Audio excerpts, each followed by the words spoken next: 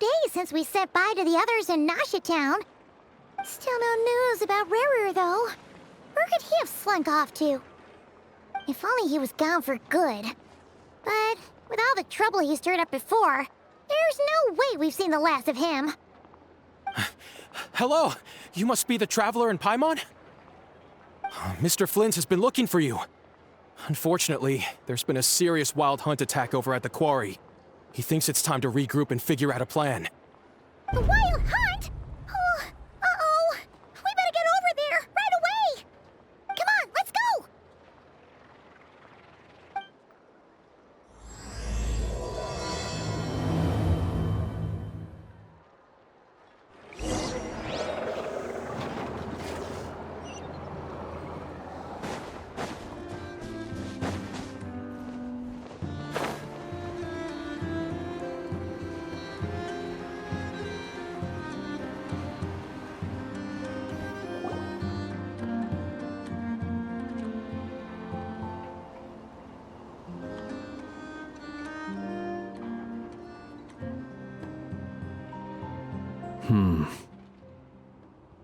I can barely sense any Kuvaki at all.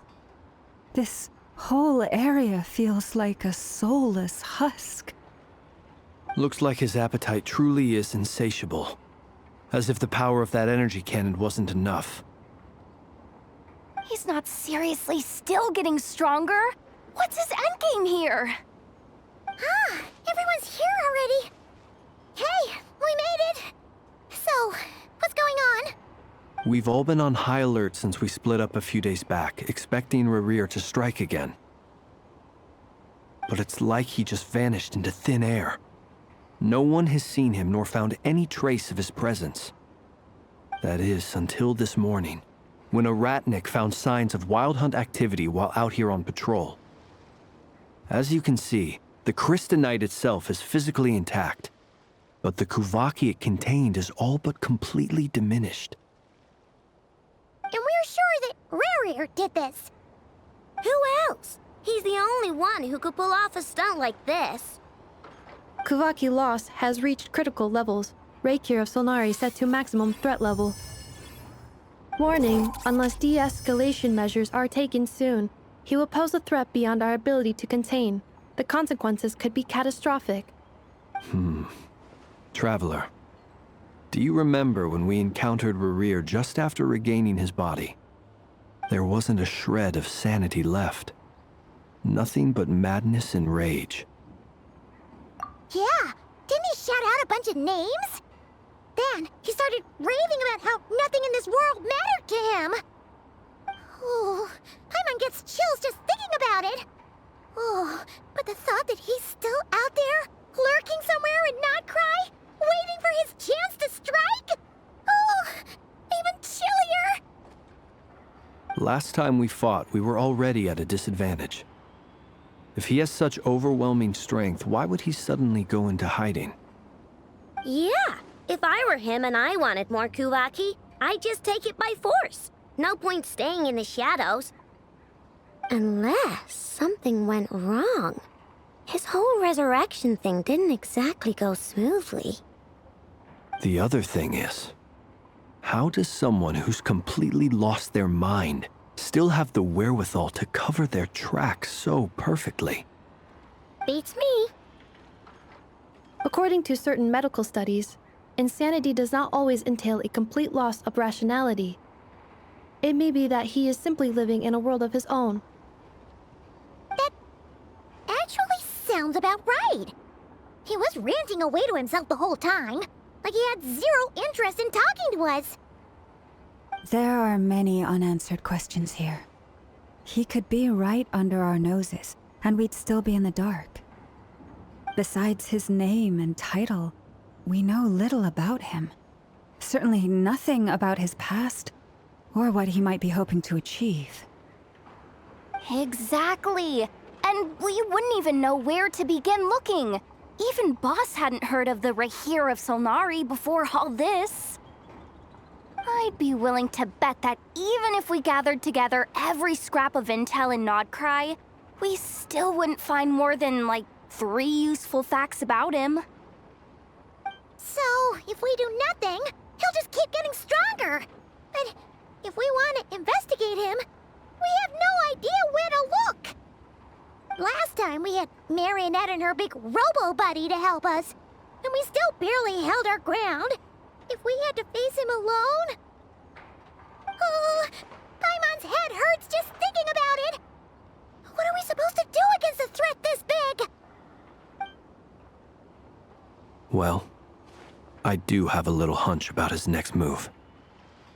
Given that he attacked the quarry, I'd say it's likely he'll target other places rich in Kuvaki. Somewhere like the Eye of Krati, or the Pillar of Embla. One thing's for sure. If we just sit back and let him keep absorbing Kuvaki, we really won't stand a chance against him. A perfectly reasonable hypothesis. However, it is worth noting that these two locations are quite far apart. To investigate them both, we'll need to split up. I agree, we should split up. Right now, Rarir's goal seems to be gathering Kuvaki, not fighting us directly. Once we're done, let's regroup on Hisi Island. Wait, why Hisi Island? If I recall correctly, your largest goddess statue was carved from Kuvaki-rich ore, was it not? That's right. Yes, it could well be a potential target of his. I should head back and start evacuating the pilgrims.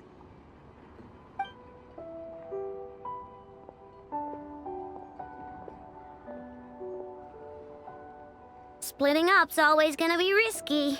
But I guess we don't have much choice, right? We're in a race against time here. And if we do run into Ririr, what then? That's when you follow the third rule of treasure hunting. Run like the wind. Didn't you say the third rule was go with the flow? I don't know. Did I? Anyway, whatever. In this situation, go with the flow means go find backup. Agreed. If anyone finds so much as a trace of Rarir, do not pursue him. Get out of the area and alert the rest of us as soon as possible. We need to put safety first. All right, we'd better get moving. Come on, Anefa, let's go!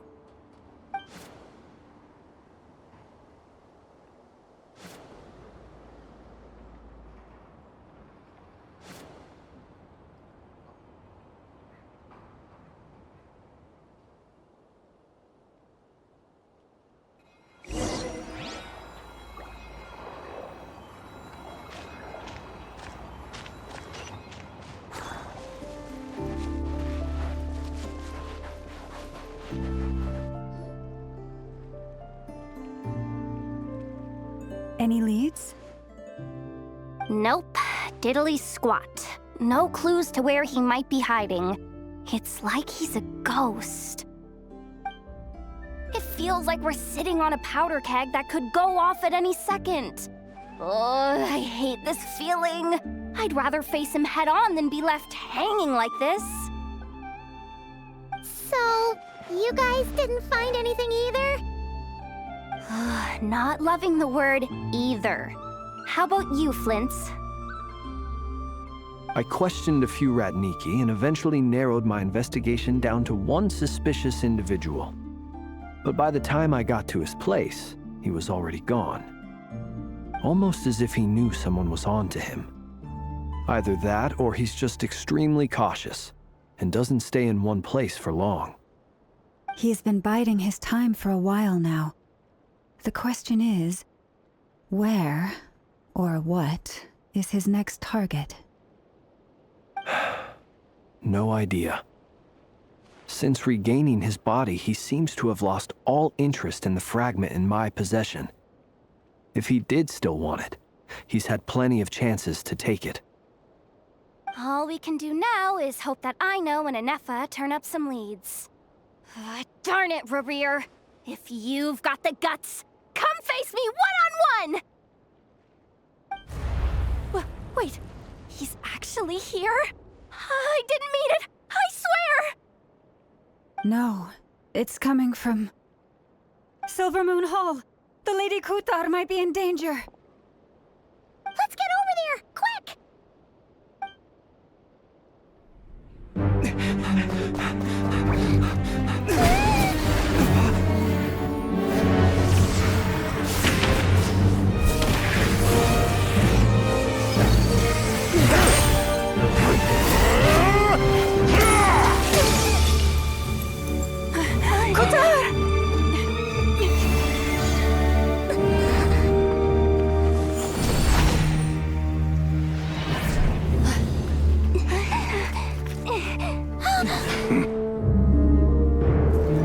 Why is he attacking the damselette? What's going on? No time for questions.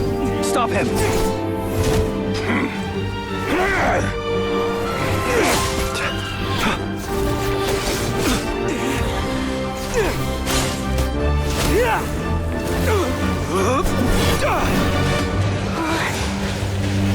This is insane. Yehuda, get Kutar out of here! On it.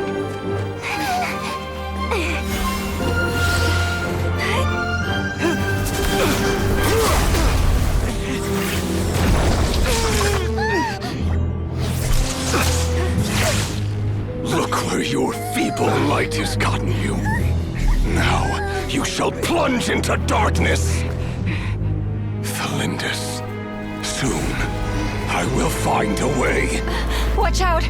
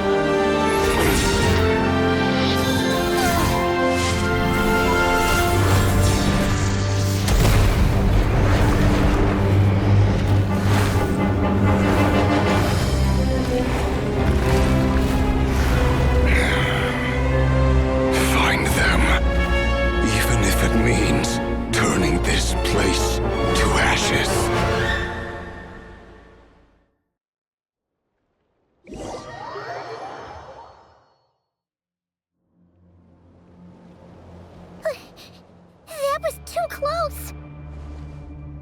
We barely made it out of there alive.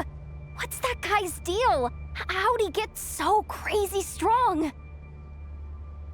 He's a threat to this entire nation. I doubt his strength could even be measured by conventional standards. I have a question. When me and Anefa showed up, we saw him chasing after this lady like he wanted her dead. What was that all about? We weren't there for the whole thing either. They were already duking it out by the time we arrived. Yeah, we didn't see how it all started. It all escalated so quickly, we had no choice but to step in. Kutar, can you shed any light on the situation? Kutar. Cross-checking database. I see. So you're the one that the Frost Moon Scions refer to as the Moon Goddess? Wait, she's the Moon Goddess? Oh, no wonder she looks just like all those statues. There are many reasons why people might worship the moon, and just as many why they might despise it. I've never met that person before, but there was no mistaking his deep-seated hostility towards me. Why he holds me in such contempt, I cannot say. But since he hunts the power of the moon, it's no surprise that I am a target. Kutar. There are many potential motives. For instance, you help the traveler escape his grasp. This could be his way of taking revenge. It is also possible that he covets the Kuvaki inside you, and seeks to take it for his own. The list goes on. But right now, devising a counter-strategy should be our #1 priority. The likelihood of this location being discovered is close to 100%. A counter-strategy? But we don't stand a chance against an enemy like this. Surely our only option is to run. He's not gonna chase us to the end of the world, right? So as long as we can sneak out of Nod Krai undetected... No, I can't say that. Come on, Yehoda. This is serious stuff. You can't suggest we all just chicken out. Running is our only option. Huh? You seem surprised, but what other choice do we have? We are facing an enemy we cannot possibly defeat in battle. Well, I mean, yeah, but still. It's not too late. I can distract him, so you have plenty of time to make your escape. Wait, what? You're gonna act as bait? Doesn't that make sense? I'm the one he's after. There's no need for you to risk your necks on my behalf. A coyote doesn't stop for bypassers while it's howling at the moon.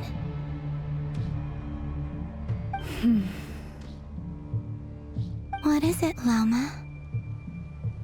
The Frost Moon Scions have already grown accustomed to life without their goddess.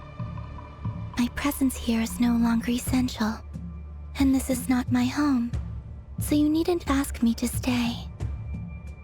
We can't just roll over and let him get away with this. That's not our style. Yeah, we can't just call it quits after everything we've been through together. Besides, she'd pretty much saved my life back there. If I just ditched her now, I'd never forgive myself. We can't overlook that you have saved our lives multiple times now. To talk of returning the favor would be a little crass for my liking.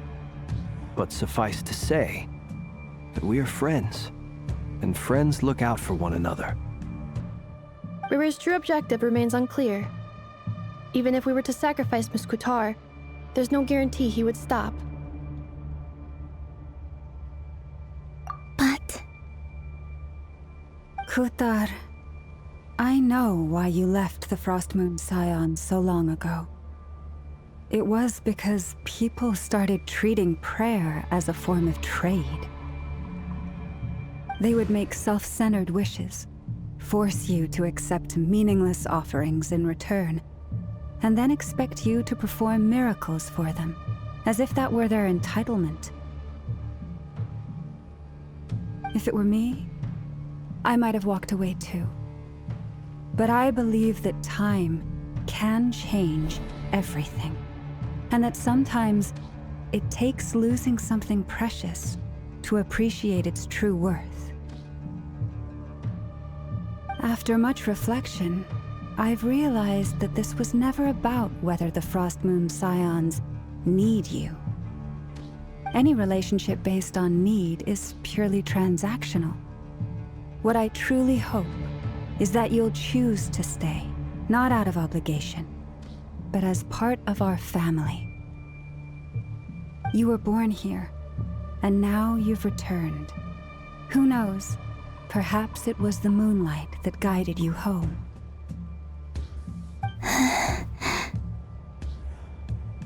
Thank you, Lauma. But my power is on the wane. I'm afraid I will be of little use to you now. Very well then. I'll do as you say. Both times you saved us, we were transported across great distances in an instant. Is that one of your powers as the moon goddess? It is, but I find it very draining. I barely managed to pull it off just now, and it will be some time before I'm strong enough to do so again. Rejected by the world, my power is dwindling. Like a lake cut off from its source, slowly shrinking away. Now, it has almost run dry. What do you mean, rejected by the world? The three moons belong to the ancient bygone era in which they came into being. From the moment I was born, the world itself has been steadily sapping away at my strength. The three moons are not one and the same. As the goddess of the frost moon, I cannot wield the powers of the other two. Yet moonlight has a way of blending together. Each can reflect the other's glow.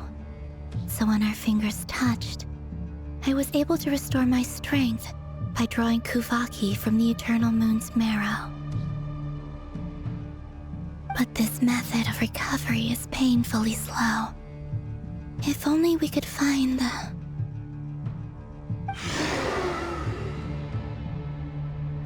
It's the Wild Hunt! Even faster than we expected. We'll have to finish this conversation later. See how those wild hunt creatures are running away from us. They're likely just a scouting party, which means Rerir won't be far behind. Then what are we waiting for? Let's get the heck out of here!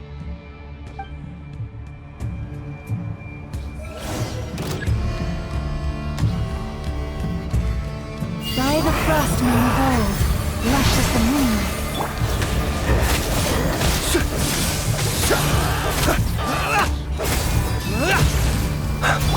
Wing done, water bomb! You on it! Oh, they just keep coming! This is driving me nuts! Rerir's closing in on us. We need to pick up the pace. There's too many of them! And this time, we can't fall back on Katar's house to escape! This goes on much longer.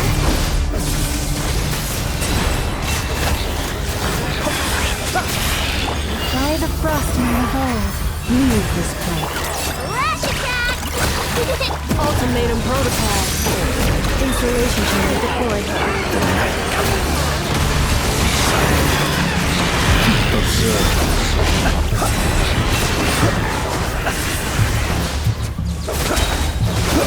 Close your eyes. Feel the dark.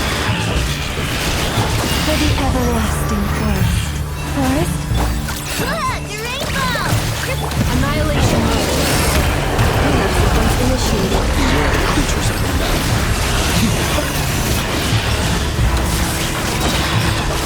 Be silent.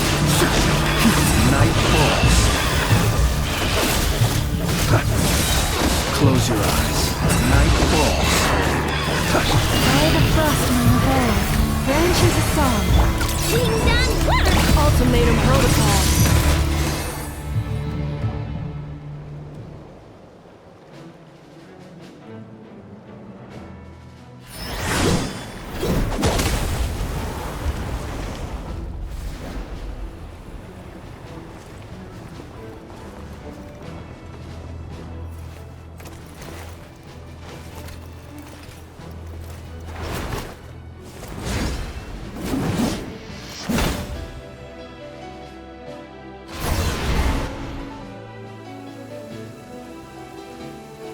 What's the matter? Bit off more than you could chew?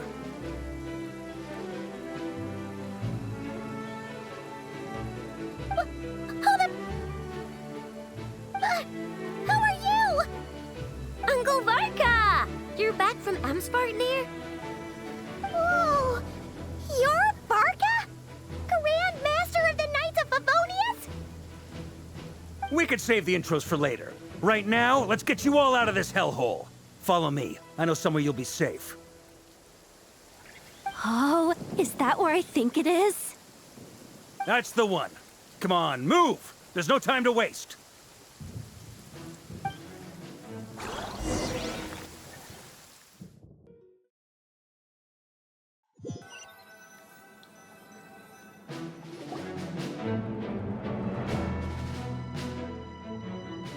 Wow! Where are we? This is so well hidden. Well, that goes without saying. This is the Knights of Favonius' meeting place in Nod Krai, and a contact hub for the Northern Intelligence Network. AKA, the black market of intel. No matter what faction you're with, it's the place to buy and sell information. Their headquarters are in Nod Krai, but they've got contacts in every nation. As an expeditionary force on foreign soil, working with them has offered us the most effective way of getting our hands on reliable local intel. This is where we meet, so naturally, it's secure. Anyway, where were we? Folks from Nod Krai should be pretty familiar with me by now, but I believe this is the first time we've met. Allow me to introduce myself. I am Varka, Knight of Boreas, and Grand Master of the Knights of Favonius.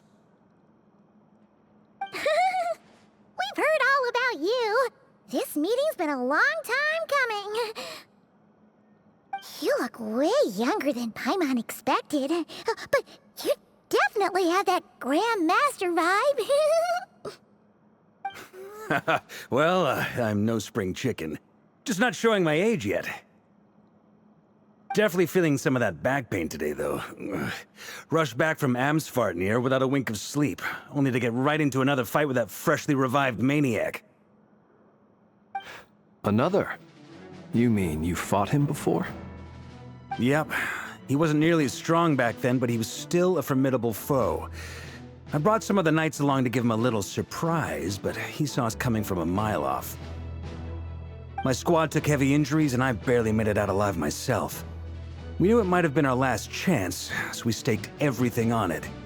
But still, it wasn't enough to stop him.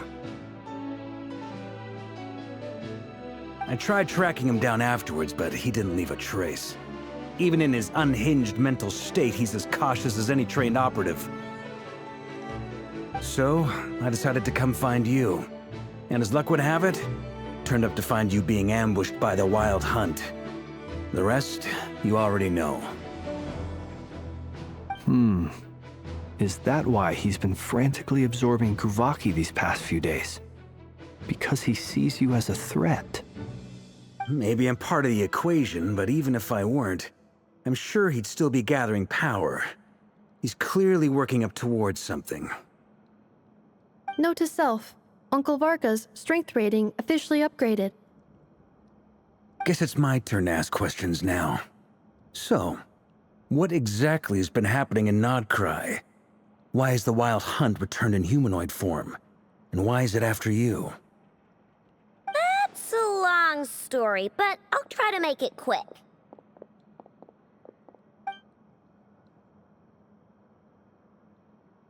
Wow, I had no idea so much had happened. Sounds like you guys have really been through it. So, the Kutar is actually a Fatui Harbinger. And all this Wild Hunt activity in Nod Krai is the work of the Raker of Solnari, one of the 5 sinners. That's a lot to take in. Need some time to wrap my head around it all. I'm truly sorry, Mr. Varka. You stood with us against the Wild Hunt and did everything you could to stop it from escalating into a full-blown catastrophe. And then, the one time you're away, it all comes to a head and all your hard work gets undone. You've got nothing to apologize for, Miss Moonchanter. You can plan 100 steps ahead and still slip up. That's just life. No one knows what tomorrow holds. You can't predict which way the wind will blow next. And, to be perfectly honest, I can't say I'm surprised. For all the times we've defeated the Wild Hunt in the past, we've never been able to completely wipe it out. Turns out, we were just delaying the inevitable. But now that a new variable has come into play, fate may well take a different course. A new variable? You mean us? Who else? And in a strange way, I think his resurgence might not be an entirely bad thing. The Wild Hunt is like an unrelenting force of nature, but Rarir is an individual with an agenda. He's gotta have a weak spot somewhere. That said, while I was explaining everything just now, some of the points that Mr. Flint's added caught my attention. You mean about our mystery ally? That's right. From what you've said, not only did they lead you straight to some key files, they also shielded Hisi Island from a lethal Kuvaki blast. I don't know who or what could pull something like that off. Heck, even Miss Columbina doesn't have a clue. I hadn't heard the story about those files. Would you mind repeating their titles for me? Wild Hunt Phenomena Log, a Nod Krai Ratnik's Field Journal, and Kuvaki Survey Log. Oh. No. Still doesn't ring a bell. Another dead end. Guess all we can do now is hope that our mystery ally keeps showing up when we most need them. Still, it's safest to assume they won't be intervening again. From here on out, we'll have to resolve this crisis by ourselves. Your intel also explains something else I've been wondering about. The reason I led my team to Amsfarnir was because we'd had reports about a possible source of the Wild Hunt showing up there. But once we looked into it, it turned out to be a red herring. I don't know who was behind it, but clearly, it served its purpose. I doubt it's by chance that he happened to make his comeback while my attention was diverted. And from everything you told me, it sounds like his scheming began well before his return. So maybe luring me away was all a part of his plan. But is it even possible that he orchestrated all of this by himself? The Moon Maiden and the Raker of Solnari, Nod Krai of all places. The way everything is unfolding, it can't be a coincidence. So, what do we do now? Got any ideas? Right now, we've got at least 3 things to consider. Let's go through them one by one. First, we need to figure out how to take down Rarir. If we can't beat him in a straight-up fight, the rest won't even matter. To my knowledge, the bulk of Nod Krai's fighting force is already gathered here. But even with everyone united, we're still no match for Rarir in his current state, let alone with his power still growing. What if there was a way to tap into a new power of our own? How so? Have you thought of something, Columbina? 3 moons once watched over this world.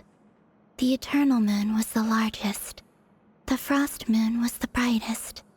And the Iridescent Moon was the most mysterious.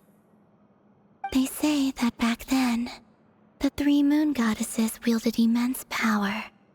Enough to shape the workings of the world itself. I now bear the Frost Moon's power, and the Eternal Moon's marrow resides within the Traveler. Hold on. Are you suggesting? The iridescent moon, the last piece in the puzzle. That's right.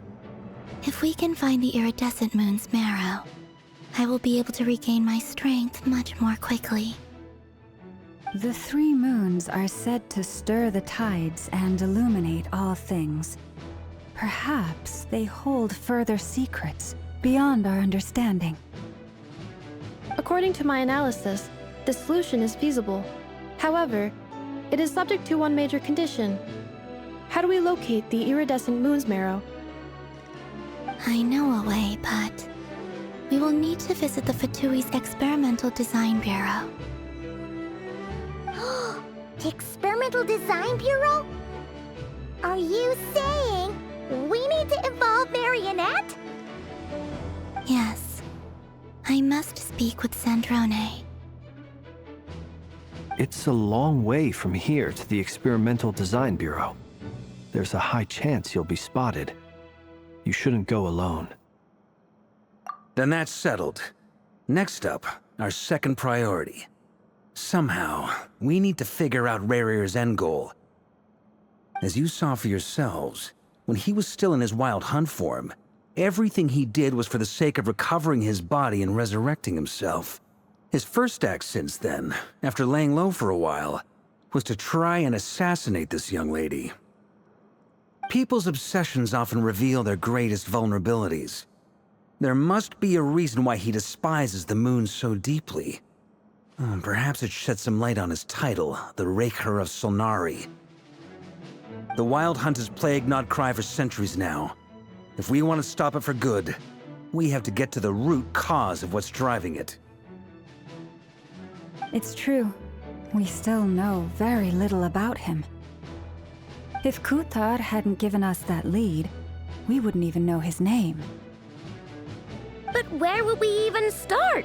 I doubt even the Intel Queen of Nod Krai has a clue, and she has info coming out of her ears. Oh? That's a rather hasty conclusion for someone who's so painstakingly meticulous when it comes to dealing with machines. Ah, she heard me.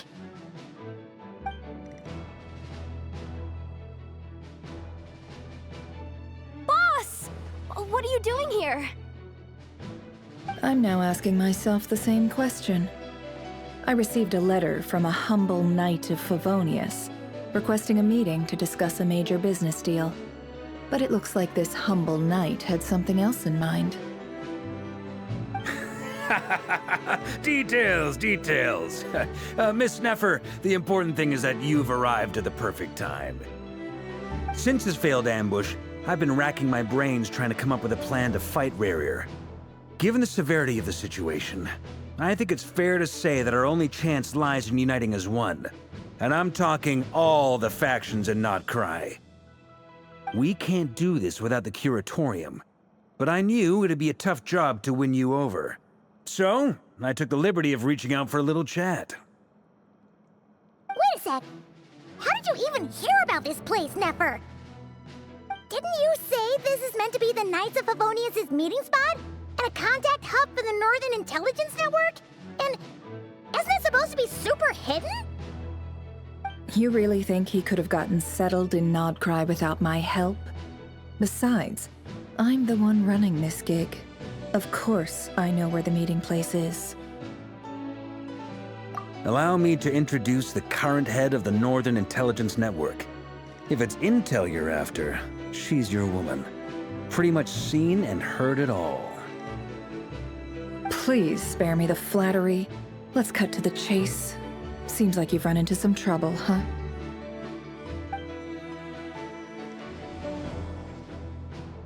Well, this certainly qualifies as an unforeseen crisis.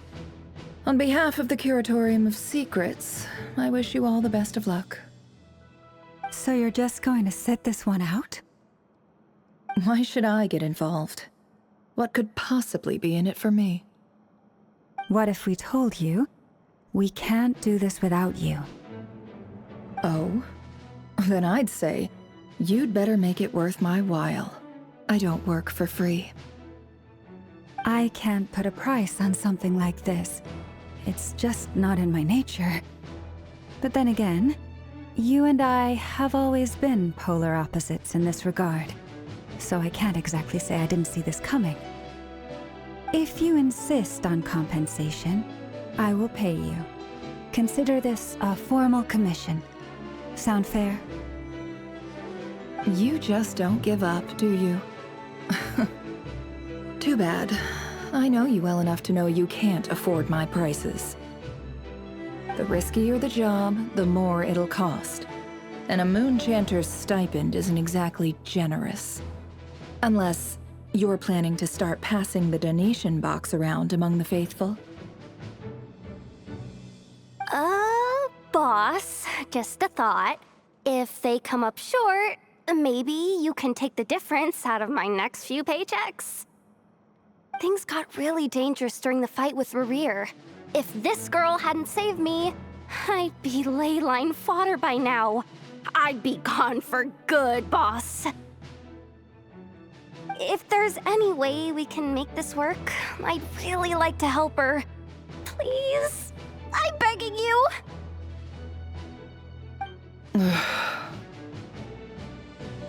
This is why I'm always telling you never accept favors. They are the hardest debts to repay.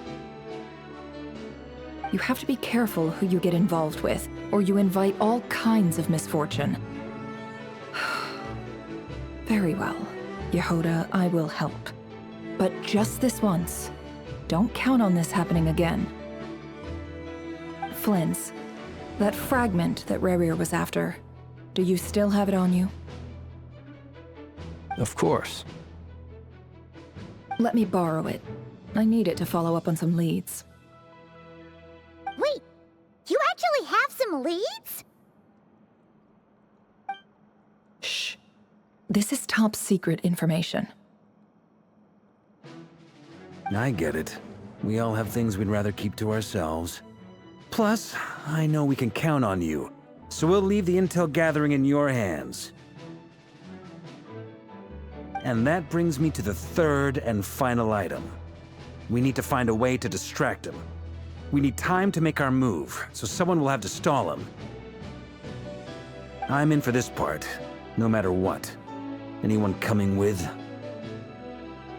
Count me in too. Come off it, you two! Quit playing heroes! I'm way ahead of you here. Nefa did a scan of the Moon Goddess's Kuvaki signature, and we're gonna use it to make some decoys over at the Kramkake craft shop. Anyone who's in, follow me. Once they're ready, we'll deploy the decoys across Nod Krai. So as long as the rest of you keep moving, he won't catch on to your scent and won't be able to track you down. I like it. Genius idea. No biggie. All right then, we'll split into 3 teams. Once your team has finished their mission, return here and wait for the others. Dismissed!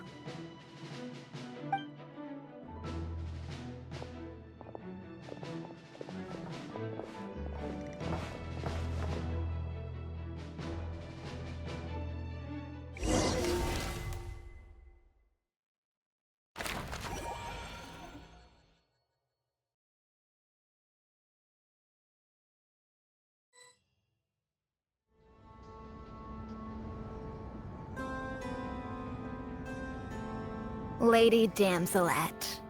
Wait, and you two? What are you doing at the Kuvaki Experimental Design Bureau? We've been doing our best to mind our own business lately. But if you're just gonna waltz up here like this, you're seriously pressing your luck. Don't blame us for doing what we have to. Huh! You really think that's gonna scare us off? We're not looking for any trouble. I just want to see Zandrone. Do I need to remind you that you're still a wanted fugitive for deserting us? Out of consideration for our former ties and the crisis we're all up against, we'll let you leave in one piece. But don't even think about trying to get inside. Let them in. But... Are you going to make me repeat that?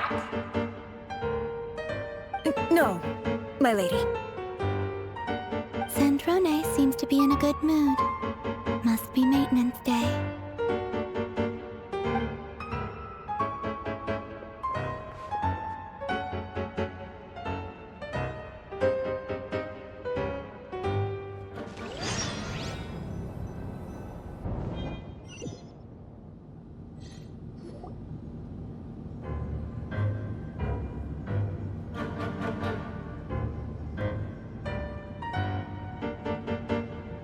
So tell me, to what do I owe the honor this time?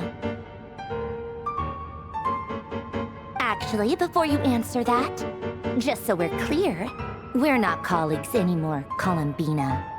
I don't owe you anything. I promise it's nothing big. It seems like you've gotten the wrong idea here. The only reason I let you in was because I was bored. It seemed like a way to kill some time and satisfy my own curiosity. Whatever miscalculations I may or may not have made in the past, I haven't lost the plot enough to even consider sticking my neck out for your sakes. I'd like to speak with Arlecchino. What? Huh? You mean the knave? I'd like to speak with Arlecchino. Is she in Nod Krai? No, she's not. Once the work on this facility was completed, she went back with the Rooster and Regrator. The only ones in Nod Krai are me and... What is it you need to speak to her about anyway?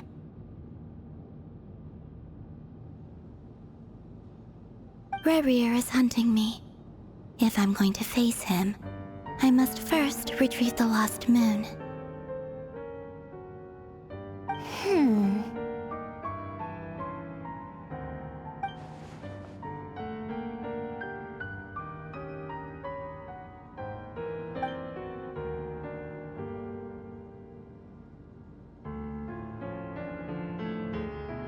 Is that a no, then?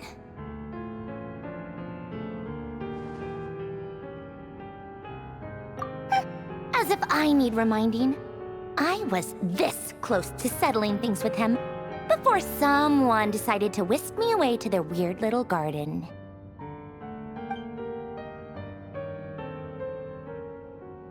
Have you held any tea parties lately? Tea parties? Yeah, obviously. You don't seriously think we'd pack it all in just because you aren't here.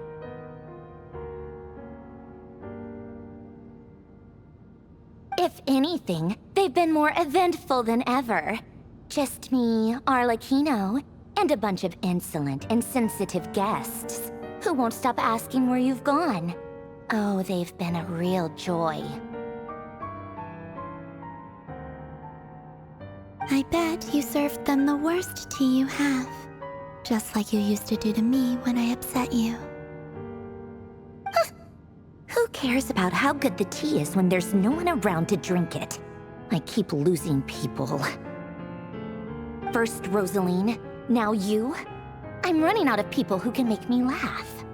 Honestly, what could be more ridiculous than a multi-centenarian goddess who's only ever had the plain herbal tea she received as offerings? You'd always brew a different type of tea for me each time. Was it really just to see how I'd react?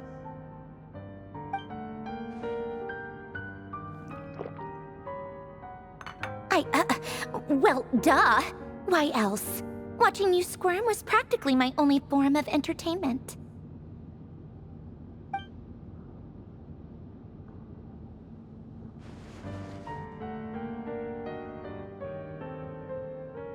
Oh, yeah. And Capitano sometimes used to bring Tartaglia around, too.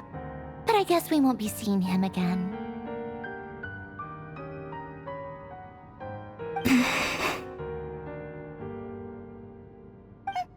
Well, I guess we are overdue for a get-together. Polonia! Have Febronia pass a message to Arlecchino for me. It's time for tea. Will suffice. Pass along a message for me, too, if you would. My body cannot contain the marrow of 2 moons, so I'll be leaving one of them in her care.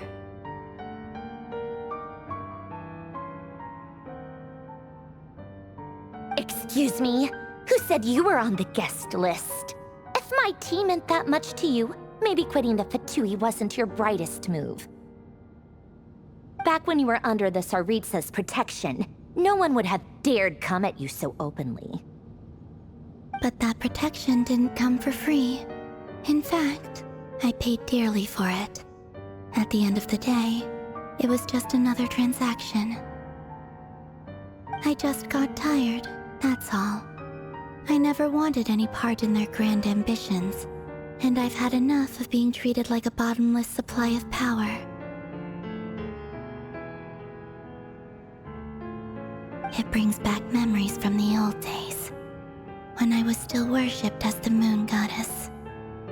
Centuries on, it may be a different group of people, but I see the same greed in their eyes. I figured you'd leave eventually. You didn't have as much of a reason to stay as I do. The Tsaritsa gave you shelter and protection, but that was it. Nothing more, nothing less. Meanwhile, the Fatui demanded everything from you in return, until it was more than you could bear. I get why you left. And frankly, I have no interest in dragging you back just because the higher-ups told me to. But if you keep hanging around with this riffraff, the next time we cross paths, we might be enemies for real.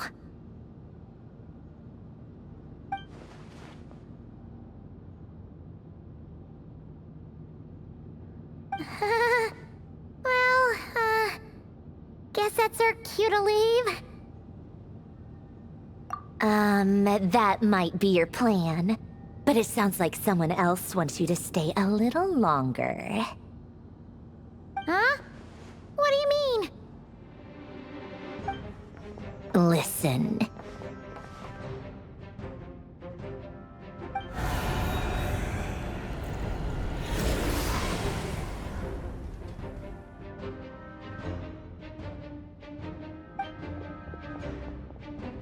My lady, it's the Wild Hunt. A horde of monsters is headed straight for the facility. Ugh, another uninvited guest trying to crash my tea party. Clear the area. I'll handle this.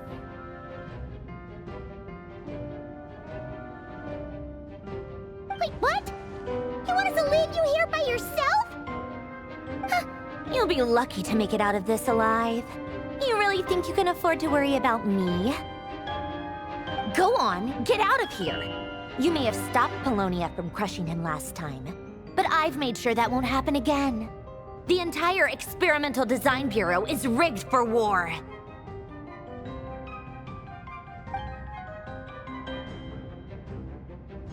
Stay and watch if you want, but it'll be at your own risk. You're not flagged as friendlies in the weapon system. Don't tell me what to do! Look, if you're leaving, make it quick. Or you'll just get in my way. There's a secret passage on the second floor. It'll take you right to the plains out back. Stare all you want, Columbina. You're not getting another invitation to my tea party. I know. But thank you anyway, Sandrone. This is exactly why you shouldn't hang around with those people. All their melodrama and sentimental nonsense is rubbing off on you.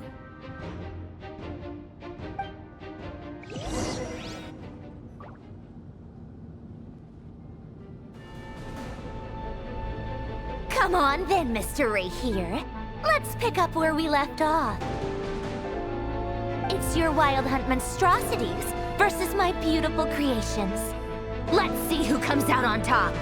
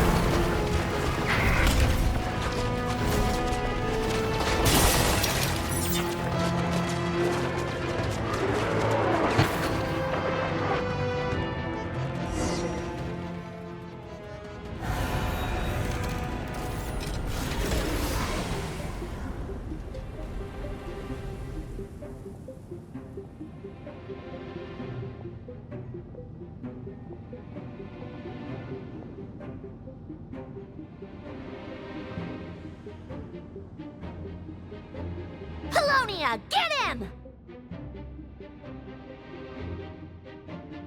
I've upgraded the Lunia again since our last encounter, and uploaded every last scrap of your data.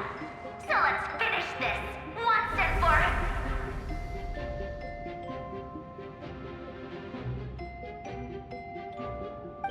She's not here.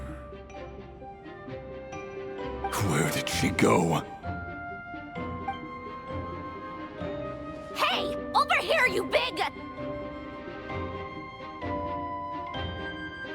Curse it, Moon.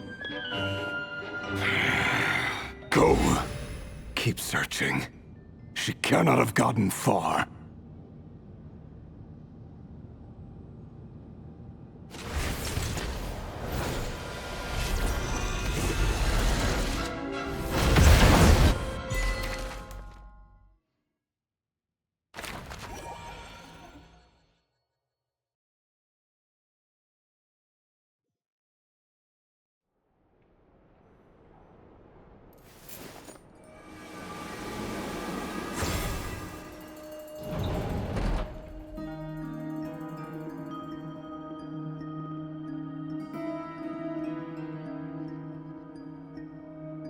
So this is your method for investigating Rerear's past? It almost looks like some kind of ceremony. Good deduction. But it's quite a different affair from what you're used to with the Frostmoon Scions. Whoa! First time I've ever been in here. Boss always said it was off limits, so I pictured some kind of creepy dungeon. But it's actually kinda nice. Oh, I guess this must be Sumero decor? That's where Boss is from. And that nice shopkeeper who sold me my treasure compass. I'm not sure exactly what you've got planned, but it looks like you're all set. When do we begin? Whenever we wish. But for some reason, I've got a feeling this isn't going to end well. I've never faced Rerear myself, but from what you've told me, his power is beyond anything I could imagine. I, on the other hand, am just an ordinary businesswoman. Our paths should never have crossed, yet here I am, forced to make an enemy of him. If you ask me, you're about as far from ordinary as it gets. So what are you saying? You're getting cold feet? Once I take a job, there's no backing out. Still, I have to ask myself if the power I'm relying on will even work on an opponent of this caliber. And also how to make sure I come out of this alive if things spiral out of control. Death is the one thing we can take for granted. It is the great equalizer, however fortunate or unfortunate we may otherwise be. So it's important to consider how to spend what lifespan we have left.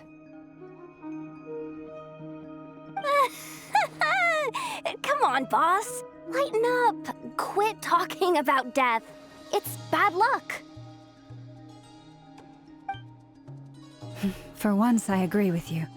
When you're up against a foe like Rerear, there's no such thing as being too prepared.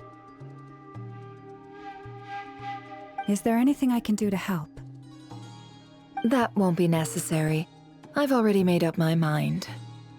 Time to cash in a precious favor I've been saving for a rainy day. Yehoda, I need you to find someone for me. The sooner the better. Find who? That shady merchant who sold you an overpriced treasure compass the other day.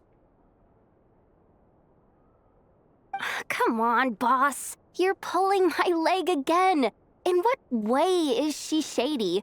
She showed up when I was completely lost and sold me a neat little gadget that was exactly what I needed. Trust me, she's a good person.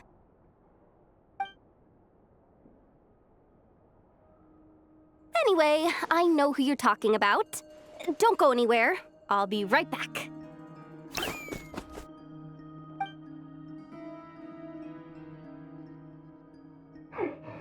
Quit grabbing me! I genuinely can't run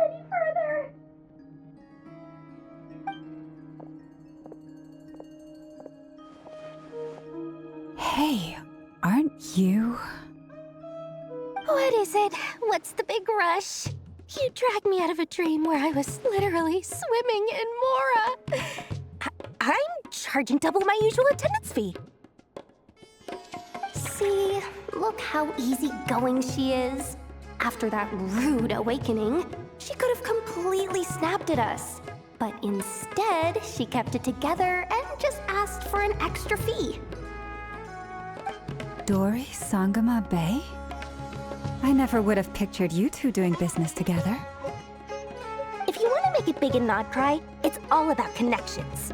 Lady Nefer just so happens to have a lot of intel that interests me. And she also did me a big favor in the past. It was back when I first arrived in Nod Krai. My trusty assistant, the genie in my lamp, had an adverse reaction to the Kuvaki and fainted. And wouldn't you know it, that's when I suddenly find myself in a life-or-death situation. Good thing my compatriot was there to swoop in and save the day. I've been giving her a 30% discount off all of my goods ever since. Now, so that no one here feels left out, I'm willing to extend a 20% discount to fellow friends of Boss Nefer. Plus, any other friends you send my way will enjoy 10% off. What can I say? The great Lord Sangama Bay is nothing if not generous.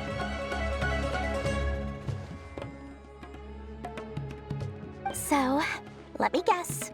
You've run into some trouble. I've got everything you could possibly need, and the more you buy, the more you'll save. You guessed correctly.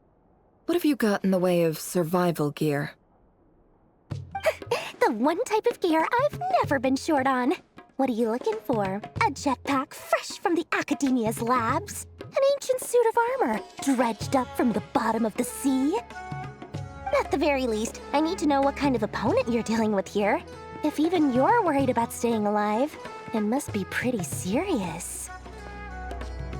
What if I told you it's someone with the power to bring a nation to its knees? Is that so? Then we really are talking top-shelf treasures. I don't have anything like that in stock right now. I'll have to ask my supplier. Your supplier? A powerful woman, make no mistake. I can't reveal her identity, but luckily for you, I hear she's planning to visit Nod Krai in the near future. If you're willing to wait, I can ask her when she's here. Can't say exactly how long that'll be, though.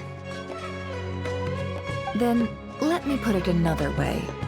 What would you do if you encountered an enemy like that? Roll over and serve yourself up on a silver platter? Of course not. I have a handy little trinket from one of my generous suppliers, which... Hold on. What exactly are you getting at? No, no! This is for my personal use only! Let's just say I'm borrowing it, all right? Just for insurance purposes. You'll get it back later. Favors are the worst kind of debt to owe, and now you've got a chance to repay one. A win-win situation, don't you think? Fine. You can borrow it for 5 days. No, make that 3. And for every extra hour after that, I'm charging you 1,000,000 mora. Deal? Deal.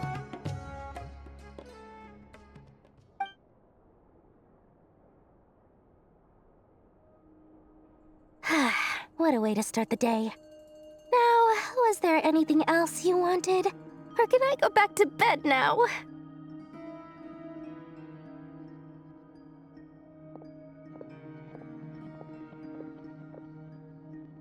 That will be all. Take care now. Don't trip up on your way back, friend. See you later! You're my favorite shopkeeper.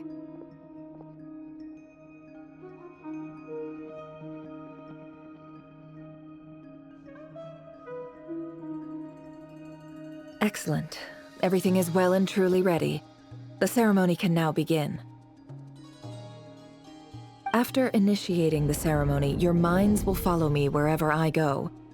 You will see many strange things in your mind's eye. So remember, don't be frightened, and don't make a sound.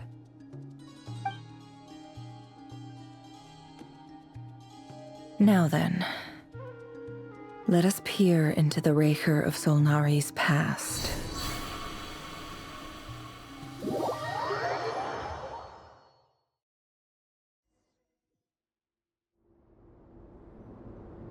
I made it. I don't recognize this style of architecture. Must be Conrian. Simple furnishings, table and chairs. It's a more ordinary house than I might have expected.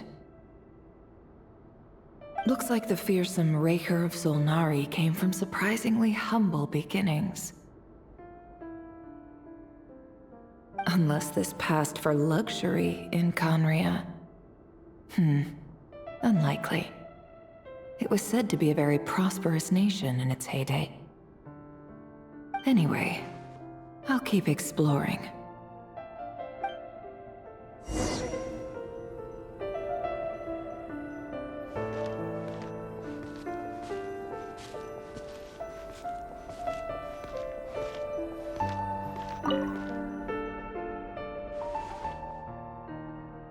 Hi, Rivier. Since you're working extra hours tonight, I thought I'd keep myself busy by checking out that new kebab shop. I've heard good things about their menu. I'll test it out, and if it's as good as everyone's saying, let's go back together sometime.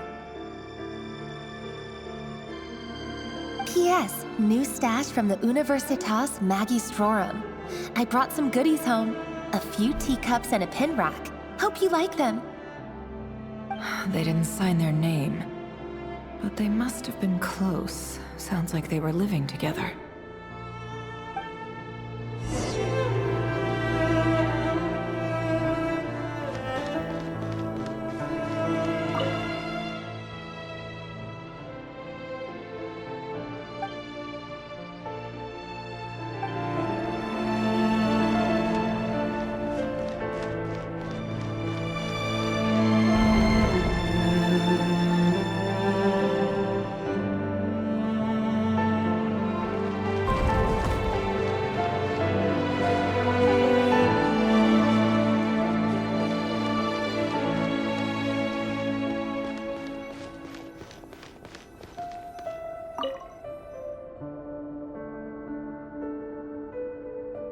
I went over to Joseph's for drinks today. They have a fine collection, but I went alone. Felindis was tied up with something and couldn't make it. Joseph asked why I came alone, but I didn't really have an answer. He then went on to ask about other things. If you ask me, someone who asks that many personal questions is too nosy for their own good. But if he invites me again, chances are I'd still go. Felindis. That's the same name Rerir mentioned. Grain imports keep falling. If things don't pick up, we'll soon be back to meat and mushrooms only. Honestly, I'm not a huge fan of that new type of mushroom everyone's been into lately. Didn't it start out as a lab-grown variety? I heard it's even mildly corrosive. Seriously, why would you even eat something like that? I don't care if it's an impressive feat of alchemy. That just isn't the kind of thing I like to eat. Grain has to be imported, and they're eating a diet of mostly meat and mushrooms. Could it be because Conria is underground, so it doesn't get much sunlight? That would explain why they use so much stone in their buildings. They even use alchemically modified strains for food. Seems like the people of Conria don't have many options when it comes to dining. I've just about saved up enough now. Time to buy it and keep it somewhere safe. Making a big purchase. I wonder what it is.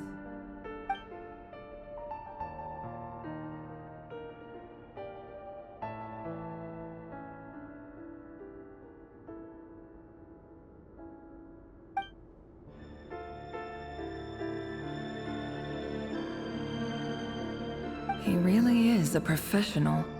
No wonder he's so good at covering his tracks. Despite what he's become, It seems like he's retained certain habits, at least in this regard.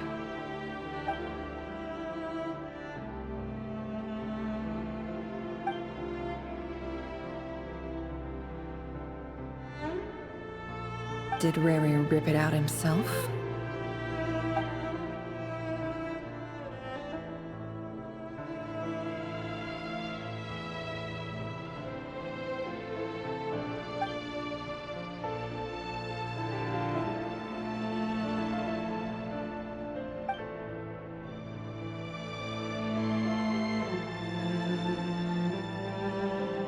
Before I met you, I was convinced that my heart was nothing more than a stagnant pool.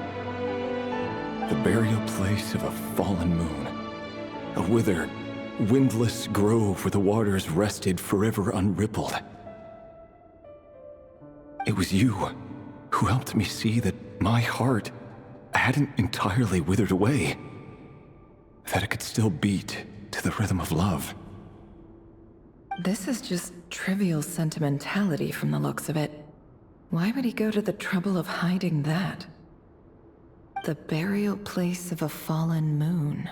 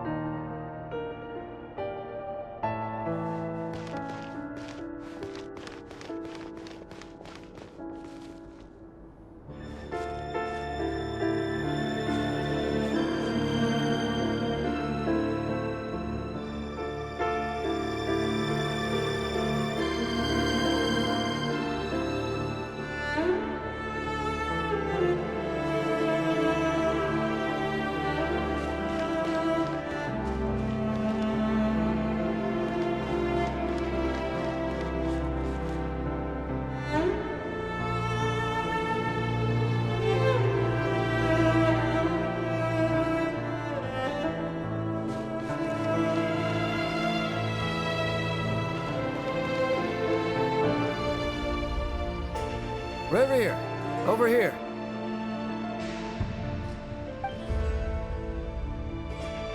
Dane! Oh, and, Vettelson here? What a surprise to see you here, sir.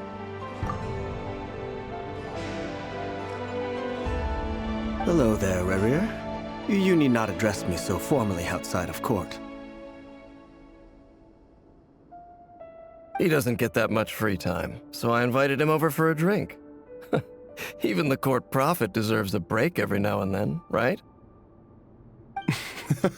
Well, I'm flattered. So, what are we discussing today? Hey, don't look at me. As far as I see it, we don't need an excuse to have a few drinks. Come on, don't give us that. Didn't you say you were about to pop the big question? How's that coming along? Who'd have thought the great Twilight Sword was an even greater gossip? I just didn't expect you to be the first one to settle down and get married, that's all.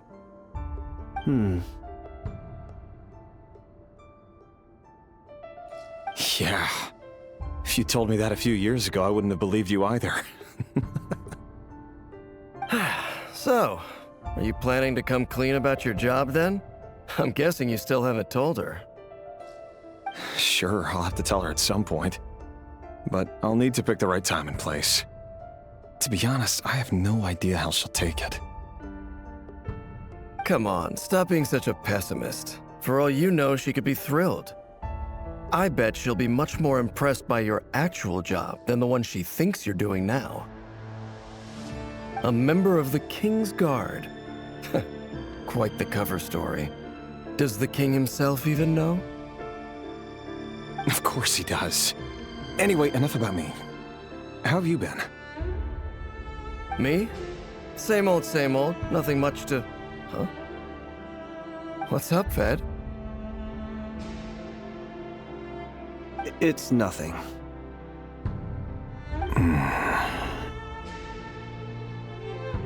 Vadafulnir, Dainslift's elder brother. Renowned throughout the court of Conria as the Visionary, and said to possess a wisdom far beyond the reach of any ordinary man. And yet, despite the gulf between us, he seems to have something to say about me. Does he even know me? Does he see me as a friend of his brother, or just another of the Vinster King's blades? Why did he react so strongly? Was it really to do with what we were talking about? Brown, curly hair and brooding blue eyes. So this is what Rerir looked like back in the day.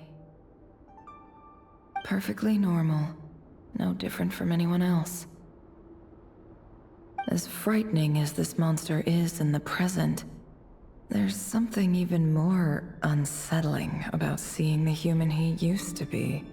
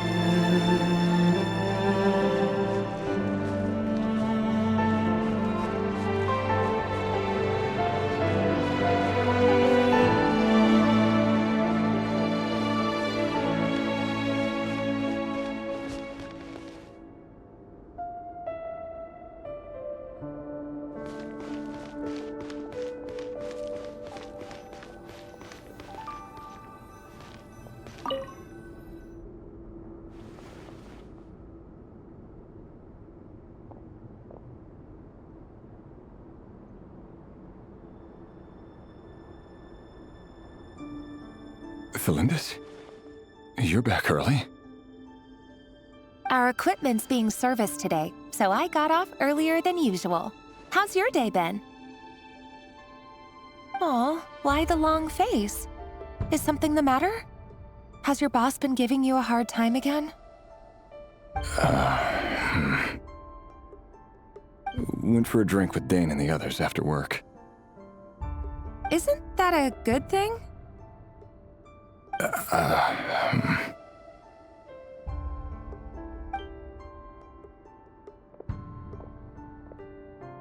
Vediflunir showed up today, too. You know, Daneslif's older brother. Ah, Mr. Vediflunir. Yes, I've heard of him. They say that everything he says ends up coming true. He overheard Daneslif mention that I'd recently proposed, and seemed to have an issue with it. But when I asked what it was, he kept it to himself. So, you're worried? You could be such a child sometimes, Rebrier. We're nobodies. Why would the visionary be concerned about us? I'm sure someone in his position has much bigger fish to fry. Maybe you're right. You worry too much, Rebrier. We've been together for ages now, and everything's been going so well, has it not? You've even proposed to me. So, you do remember. Tell me then. What's your answer? Like I said, I need some time to decide. You can't just rush into things like this. We may be nobodies in the grand scheme of things, but if we want things to work out, we've still got to plan ahead. All right. Take your time. Just don't keep me waiting forever. Nobodies. Sounds about right. In the eyes of people like Vediflunir and Daneslif, what do we matter? Can someone whose gaze is so fixed on a far-flung future even see the present clearly? Besides, the dynasty's fate rests with the king and his inner circle. Whatever I do, it won't make much difference. Meanwhile, every idea they come up with and every decision they make, it affects everything. These days, the king is lost in his research, and the purge of the Crimson Moon bloodline grows ever more intense. The opposition tried to speak out, but nothing came of it. And I'm under no illusions as to why. Because we eliminated them and got rid of their bodies. A man can have 1,000 reasons to carry a sword, but there are few good excuses to use it. Yet the king has never even considered a gentler approach, and he never will. What becomes of someone who kills on another's behalf? Can he ever find true peace?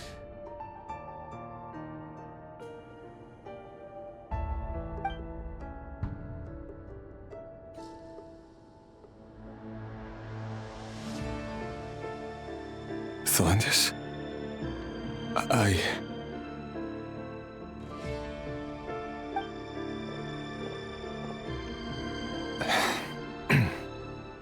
It's nothing. You were right. Fate has never smiled upon nobodies like us. But by the same token, it's unlikely to bear a grudge against us either. There's no reason we can't keep living happily together, cherishing the simple joys of each day as they come. See? You just need to stay positive, Revere. I can feel your warmth, your breath.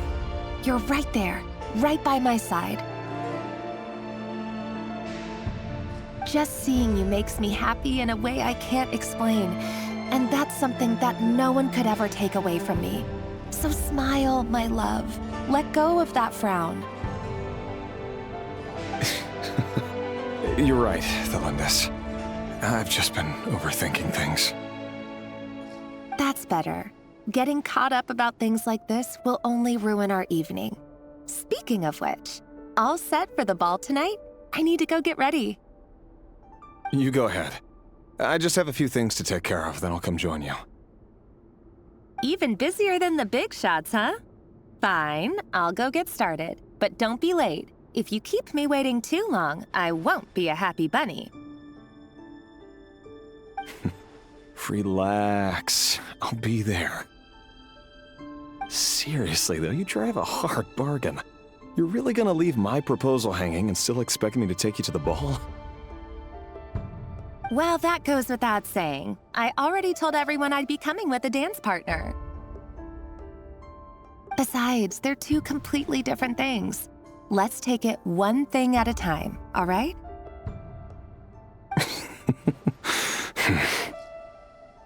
All right. White outfit it is. It seems like Rerir was deliberately hiding his ties to the intelligence services by giving the impression that he was just an ordinary member of the Venster King's Guard. He clearly doesn't want his would-be fiancée to know about his other life. Then again, that's hardly surprising. People in the intelligence trade rarely do. Who'd have thought we were in the same line of work? Let's dig a little deeper.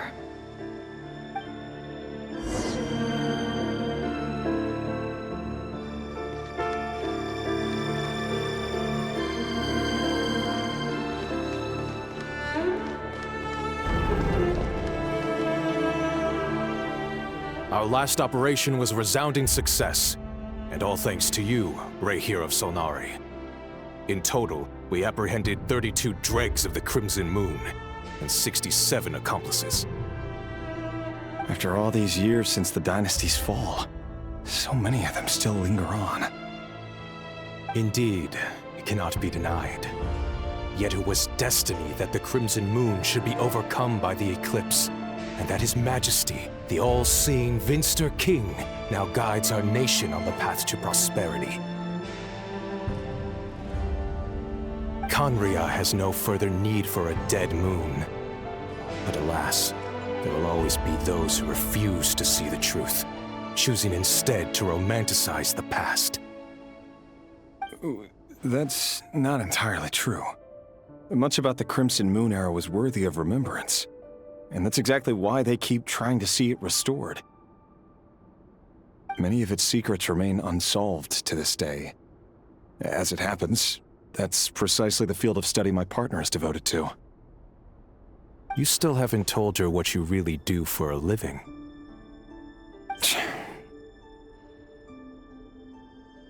Where would I even start? How do you tell someone that you're one of the king's hand-picked executioners? That your hands are steeped in blood? You didn't choose this life, any more than I did. Orphans like us don't get a say. But I'll sure as heck be the one to pay for it. Speaking of which, we need to be more rigorous in the way we identify direct descendants of the Crimson Moon. Someone, it seems, has strong opinions about my future plans. Most likely my marriage in particular. I have a feeling that we may soon become targets of the Crimson Moon's retribution. Your concerns are not unfounded. They've taken out many of our colleagues these past few years, and for that very reason. These are no helpless lambs we're leading to the slaughter. They're wolves in sheep's clothing. Take care, Rerir of Solnari. I look forward to toasting you at your wedding. Thanks, Thorkel. You look after yourself, too.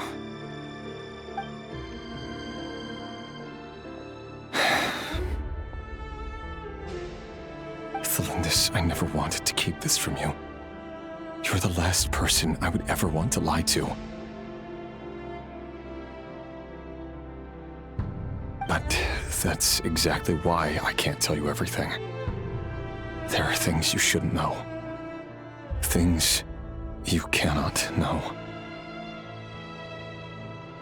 The moonlit dynasties are a thing of the past. Yet even now, with the sun shining high in the sky, there are those who would call forth a dead moon's ghost. Could that be why Vedalfnir held back?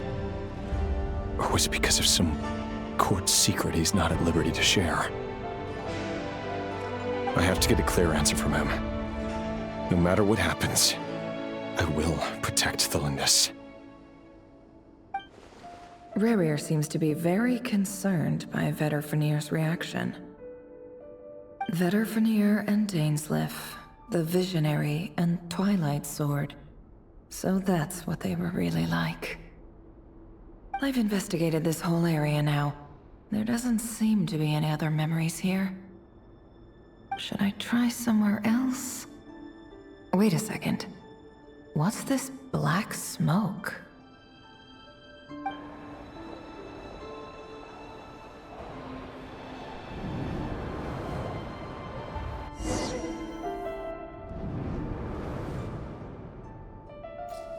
So, he's late after all. Just you wait, Rerir. You're in for it. Big time.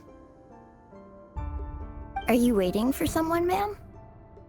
Could I tempt you into buying some flowers? Oh, sure. Pick me out a pretty bunch if you would. Thank you. But I'm afraid none of them are as pretty as you. For someone so young, you sure have a way with words, don't you? I'm only telling the truth. Look me in the eyes. You'll see I'm not lying.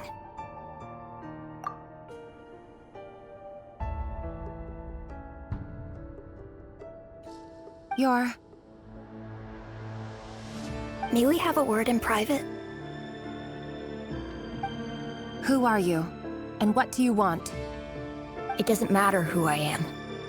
Too many of our kind have fallen lately, so I decided to take the risk of reaching out. Not long ago, the Ray here of Solnari led an assault on one of our strongholds. We suffered many casualties, and many who came to our aid lost their lives as well. Sorry, I don't know why you're telling me this. And I don't want to get involved. Wait, hear me out. This time we finally got a clear look at his face and learned his true identity. His name is Rerir, and he claims to be one of the King's guards.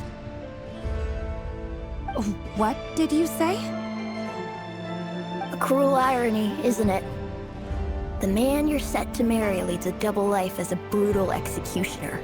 But surely, you must have caught a whiff of the blood on his hands. Why are you telling me all of this now?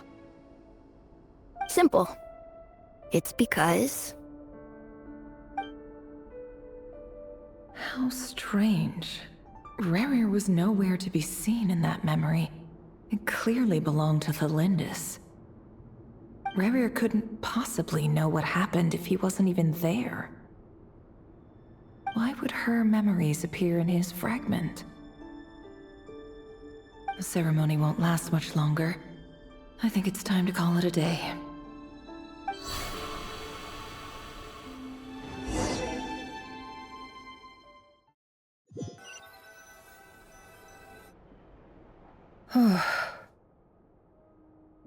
So that was your doing? Did you just pull us inside Rerir's fragment to spy directly on his memories? Any more questions, and I'll have to start charging. I had no idea you could do that, boss! Seriously, that was amazing! We're not worthy. We're not worthy! I gotta admit, though, I'm itching to see what happens next. Feels like we barely scratched the surface. I'm just as curious as you are, but the ceremony only allows for limited time inside. That's all we can see for now. Luckily, we managed to learn quite a lot. So far, so good. I just hope the others are doing okay too. Especially the group with the Traveler. Their mission is a risky one. Let's hope it's all going smoothly. If you're worried about them, go see how they're doing. If I know Boss, she's gonna need some time to write up all the details and make sure it's all coherent. I'll stay behind to lend a hand, but feel free to head back and meet up with the others.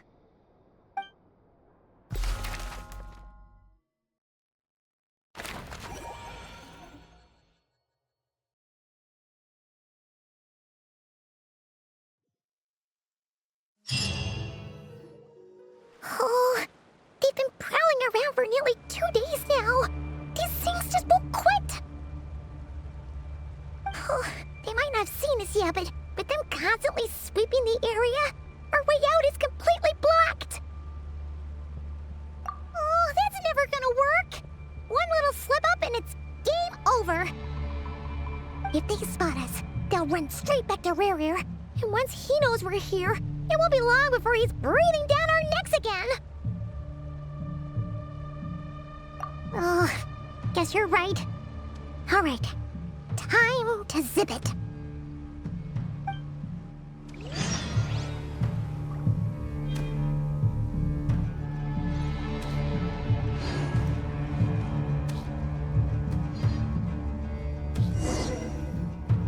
Oh, they've been prowling around for they might not have seen us yet, but them. Oh, that's never gonna. If they spot us, they'll run.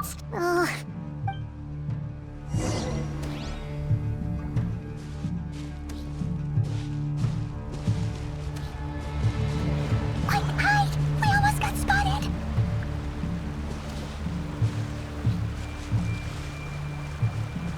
Phew, that was a close call.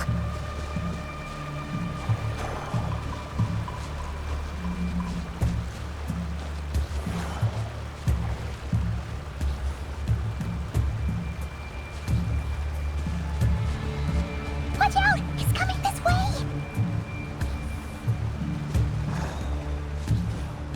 Keep going. We're nearly there. This is the final hurdle.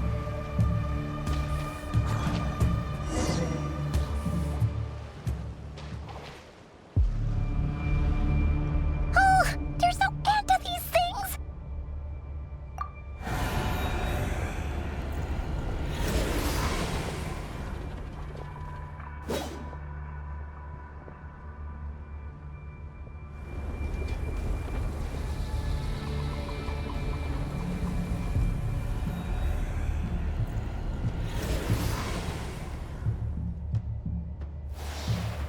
Fire. Fire? Wait, what's that smell? Oh no! There's a fire!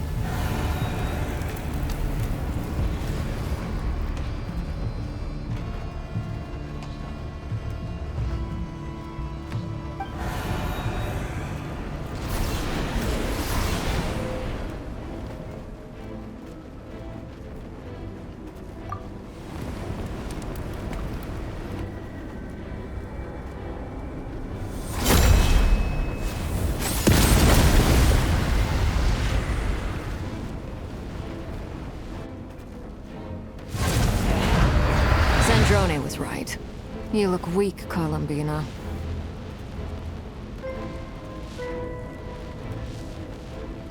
The old you would never have let such lowly creatures bar your way.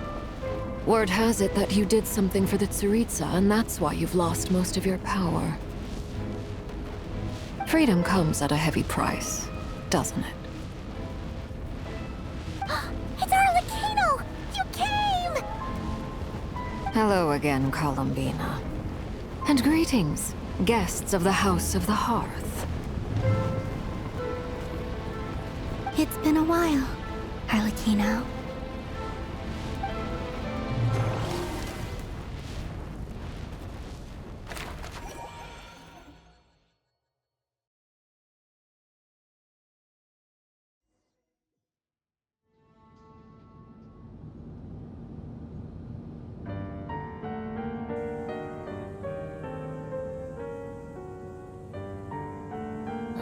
Stupid right here of stupid Solnari. Ugh, whatever. I've got all the data I need. Next time we meet, you're finished.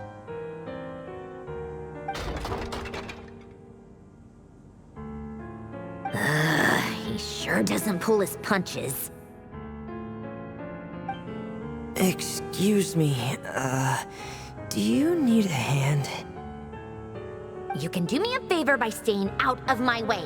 Can't you see I'm busy? Wait a minute. I recognize that voice. Hello, Miss Sandrone. Father sent us over to help. Huh. How considerate of her. Hey, Fremine, get over here and help me fix this. Lenny, you do your thing. Just keep your sister away from my machines. Nearly every machine that cat girl touches ends up going haywire. Go put her on cleaning duty or something.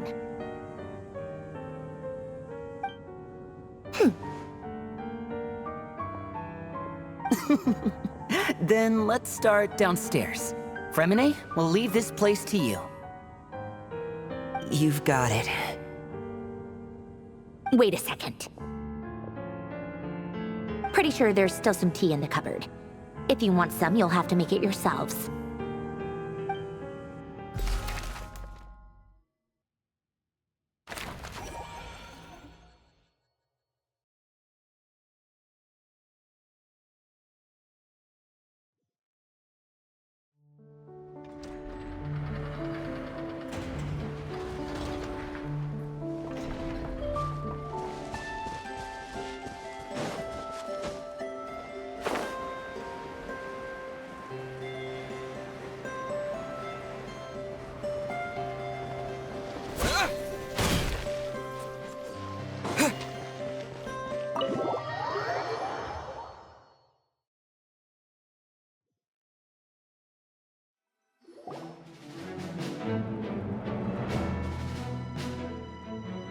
It's a relief to see you all made it back in one piece.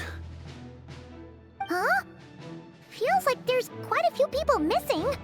Where's Flint's and the others? And what about Nefer? I returned ahead of them. Flint is helping Ino and Anefa to set up the decoys and buy us some time. As for Miss Nefer... Boss is still wrapping things up on her end. She sent us back to fill you all in on the top secret intel we've been gathering. I see. Then let's get right into it. But first, who do we have here? You brought someone else in to help? Greetings. I was invited here to help as a longtime Tea Party companion of Columbina's. You may call me Arlecchino.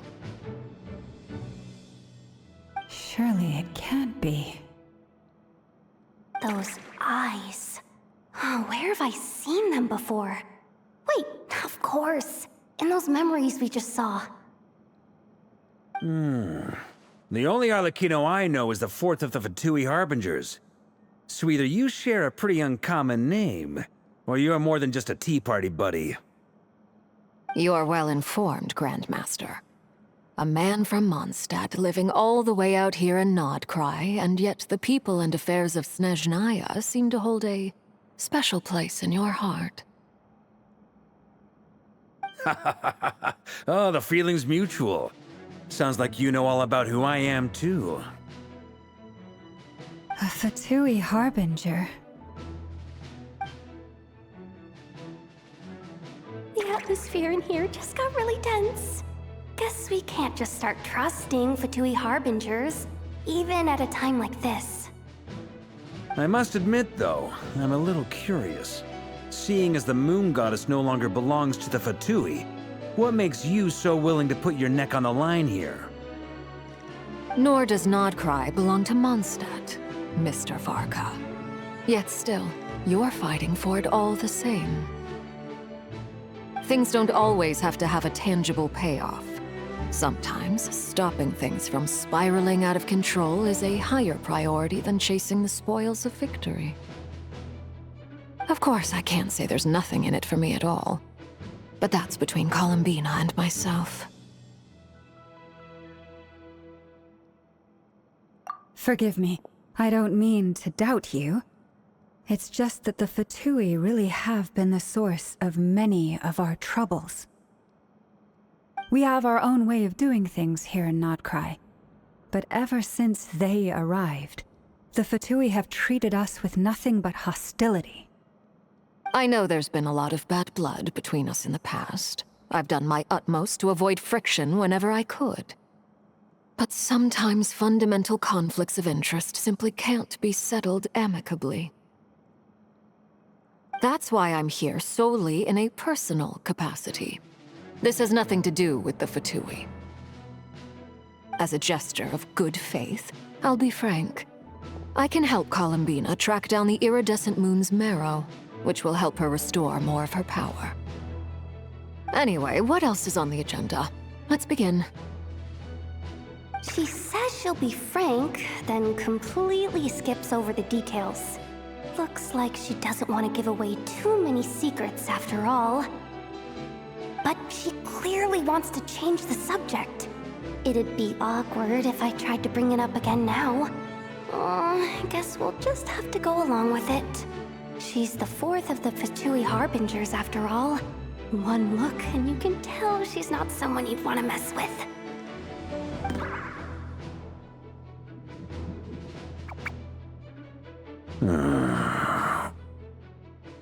Well, since Miss Arlecchino sounds confident in her ability to handle that, we'll proceed to the next topic. Yehuda, time to share that top-secret intel. All right, listen up, everyone. First, we now know that Rerir was originally a Conrian secret agent whose primary mission was to hunt down and assassinate the so-called Dregs of the Crimson Moon. The Dregs of the Crimson Moon? Mm-hmm. In the memories, there was a lot of talk about the Crimson Moon and Eclipse, and a whole bunch of other stuff from the time of Conria.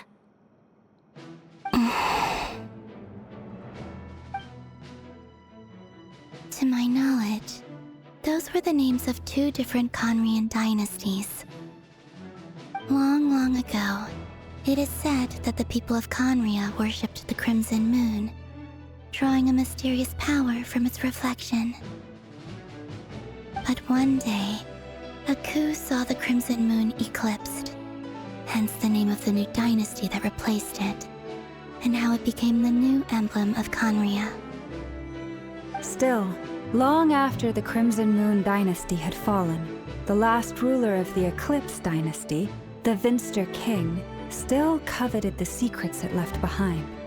So, he sent the Rehyr of Solnari to secretly hunt down the Crimson Moon's few remaining followers. In those days, Rehyr showed no signs of madness. In fact, he was as normal as any other person. Oh, and he had a fiancé, or at least a would-be fiancé, called Tholindis. What's the matter?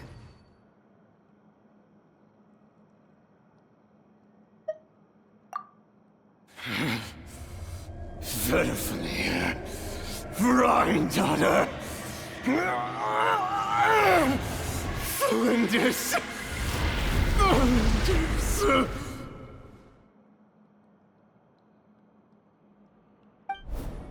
Interesting. Anything else?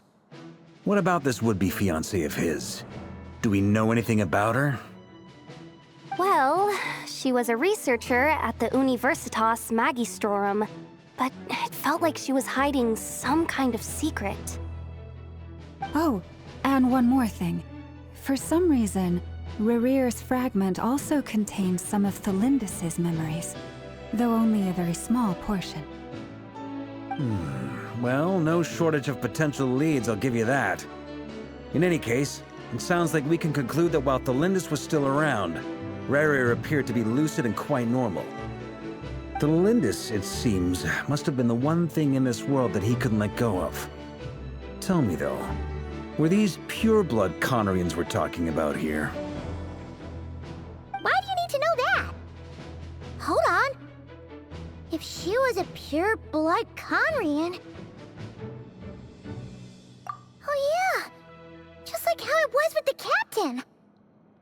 If we could somehow find her, do you think there's any chance Rehyr might regain some of his sanity? It's possible, but it would take a miracle. We can't pin all our hopes on that. That merchant who Nefer knows, Dori Sangama Bay. Maybe we could hire her to look into it. All right then. Let's keep working in our separate teams. Traveler, Paimon, Kutar, and Miss Arlecchino will go look for the iridescent moon's marrow. As for the others...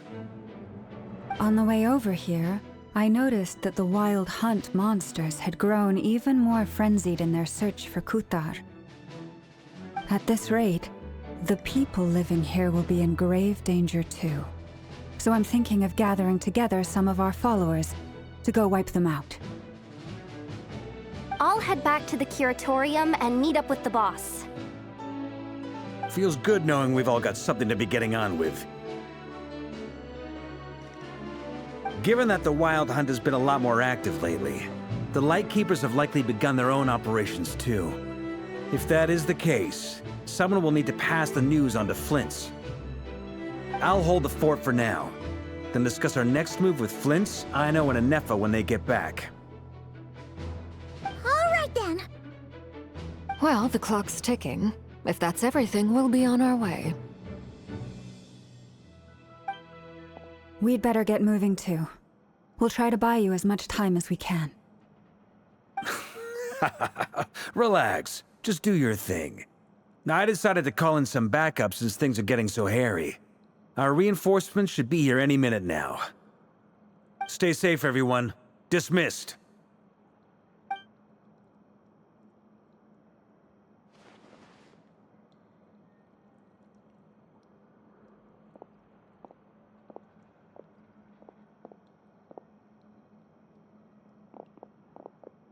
We're back. Did we get here a little early? Or a little late? A tad late. The others have already set off. To summarize, our resident moon goddess has found us a new ally, and Boss Nefer has uncovered some promising info. Everything going smoothly on your end? Not great. I don't know how long we can stall them for. The decoys are getting taken out way faster than we imagined. I'm gonna make some more later, but I need a timeout first. I'm so tired right now. Oh, right! Anefa, could you fill in Uncle Varka on what we just discussed with Flint's? Sure. Uncle Varka, you previously told us about how when you went to investigate a source of the Wild Hunt in Amsvartnir, you discovered that it was just a diversion.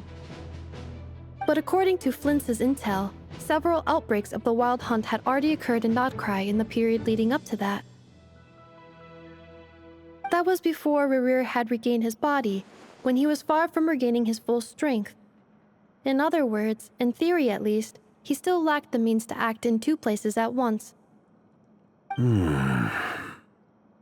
Flint's, with everything that's been happening, the Lightkeepers across Nod Krai are rallying to fight back against the Wild Hunt. They're gonna need your help. I know, I'm sure you're capable of coming up with something far more effective than decoys. But for now, you should stay here and get some rest. Anefa and I will head back over to Amsvartnir to see if there's anything I missed. I told you Uncle Varka would say that, didn't I? A deal's a deal. Not a word about my snack intake for the next week. Database updated. Reliability of Ino's predictions increased. What does that mean? They were betting on how you'd respond after hearing their intel. It's the obvious choice, isn't it? That's hardly worth betting on. We already decided that Anefa should go investigate the situation over at Amsvartnir on her own. You might as well stay here and keep watch. Someone needs to hang back and oversee our strategy meetings. And besides, you still haven't fully recovered from ambushing Rerir. So I've ended up with the easiest assignment. Well, I appreciate it, everyone. See you when you get back.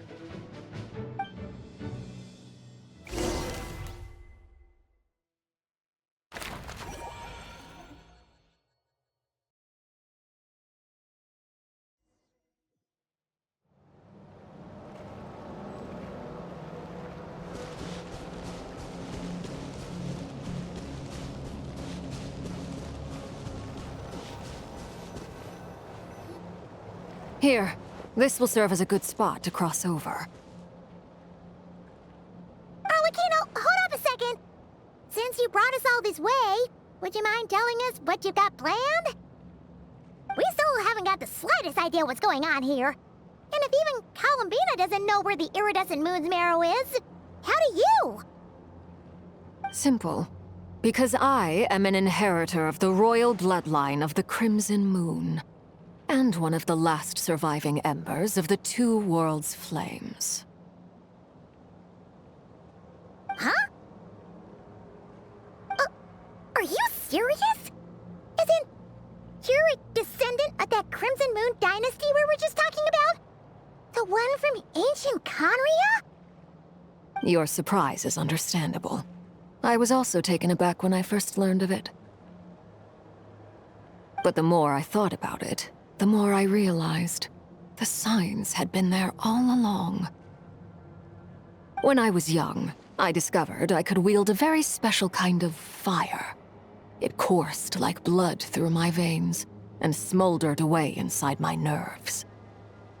What's more, whenever I experienced strong bursts of emotion or drew too deeply on this power, it was like some kind of presence within the fire would begin to gnaw away at me, consuming me from the inside out. Exactly. That is why my hands are like this too. At first, I saw it only as a curse, but once I became a harbinger, the jester apprised me of the truth. Together with my own investigations, over the past few years, there are several things that I have gradually come to understand. For instance, take the so-called Crimson Moon. In truth, it is nothing more than the shattered remnants of the iridescent moon, fused with the abyss to prolong its lifespan. Since this blood flame was bestowed upon me by the Crimson Moon, it is a fusion of the iridescent moon's former power and the corruption of the abyss. You all understand the nature of the abyss well enough.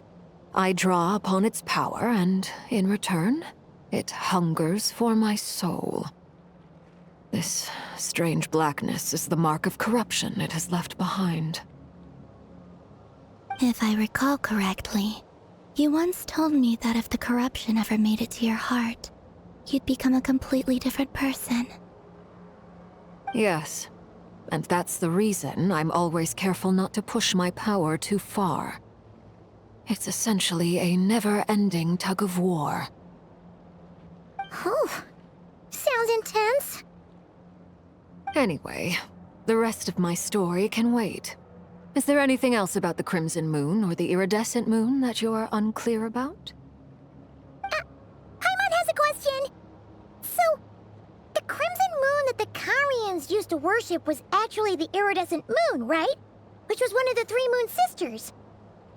Does that mean that the Carians were to the Crimson Moon as the Frost Moon Scions are to the Frost Moon? So much of that history has been lost. We have no way of knowing exactly what they were like. But I would suspect that the Conrians weren't as devout in their moon worship as it might appear. The iridescent moon's remains simply served as their link to the abyss. Later on, perhaps someone discovered a way to make direct contact with the abyss.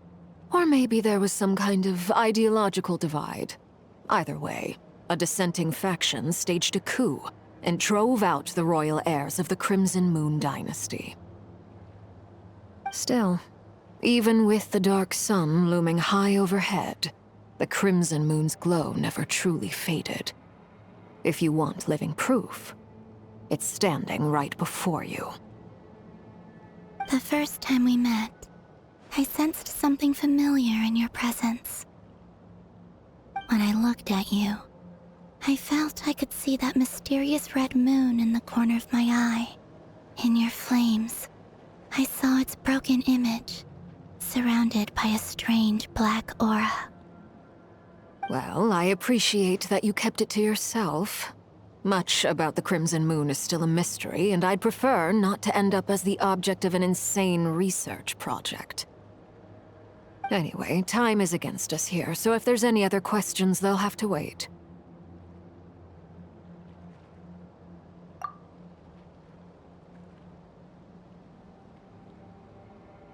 I just want to make sure I've got one thing straight.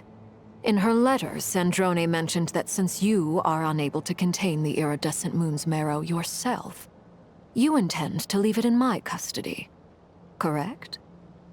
That's right. For now, it's the only way I can pay you back for your help. The iridescent moon is already part of who you are, so with its marrow in your possession, you'll be even more powerful than before. Deal. Then let's get started. Get what started? What does this place have to do with the Crimson Moon? When I first became a harbinger, the Jester gave me a book called Paranhari, also known as Leobranto Inamorato. You should be able to buy a copy next time you're in Fontaine. It's a love story set in the Crimson Moon era, but setting aside the tangled romances of its characters, it also records a few interesting details. In the Crimson Moon era, or so the story goes, there was an orphanage that received children from beyond the bounds of this world, and subjected them to a peculiar induction ceremony. Beyond the bounds of this world? For real? And what kind of induction ceremony? The Crimson Moon sages looked beyond this world for beings with powers that surpassed the gods. But fearing they might lose control, they subjected these children to a process of refinement. They made these children crawl up a fireplace and kept asking them, "Have you died? Did you see it?" Until they finally admitted to having died and seen a crimson moon. The adults embraced the children who passed the ritual, telling them, "Within the fireplace, you have traversed the flames between two worlds. Here and now, you are born anew." The book leaves much unsaid, but I suspect that this was their way of branding the children they had enrolled, leaving an indelible mark upon them so that they would forever live in the Crimson Moon's light. That explains why I can't sense the Crimson Moon's marrow in this world. It makes sense that it would be sealed in a special space that can only be accessed temporarily through some kind of ritual. But there's no fireplace here. Do you see a chimney anywhere? Oh, are we supposed to build it ourselves? Okay, fine. Paimon will go find some bricks. That won't be necessary. The fireplace is purely symbolic. The key to the ritual is crossing the flames between two worlds. In other words, the flames that burn within me. Those burned away by such flames leave behind a kind of ghostly afterimage in the world. In the days of Conria, people believed they could be used to bridge the gap between the two worlds of life and death. In short, I can open a passage to that space for you. That's the easy part. The catch is I'll need to stay on this side to keep the passage open, so I won't be able to come with you. Once you're inside, you'll have to find your own way. Very well. Then I'll open it up. Traveler, spare me a little more moonlight if you would. I may need it.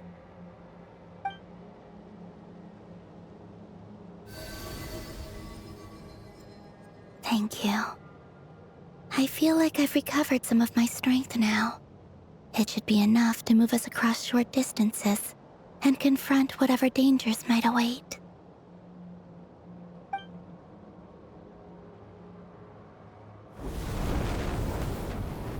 Mistress of the seven hues of ages past, great mother of the present, crimson-clad sovereign of the two realms, by fire severed, by fire renewed, I offer myself now and beseech your descent.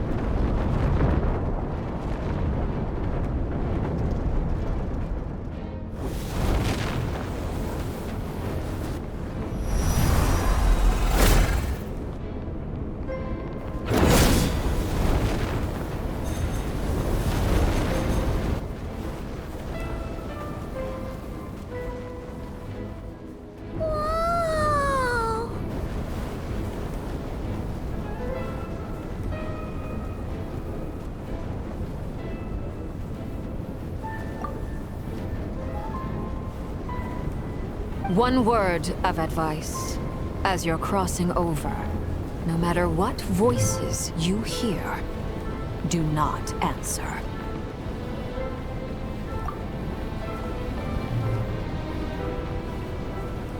Got it!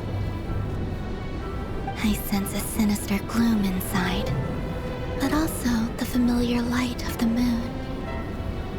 I feel that I am about to meet an old friend who has changed beyond all recognition. All right, let's go.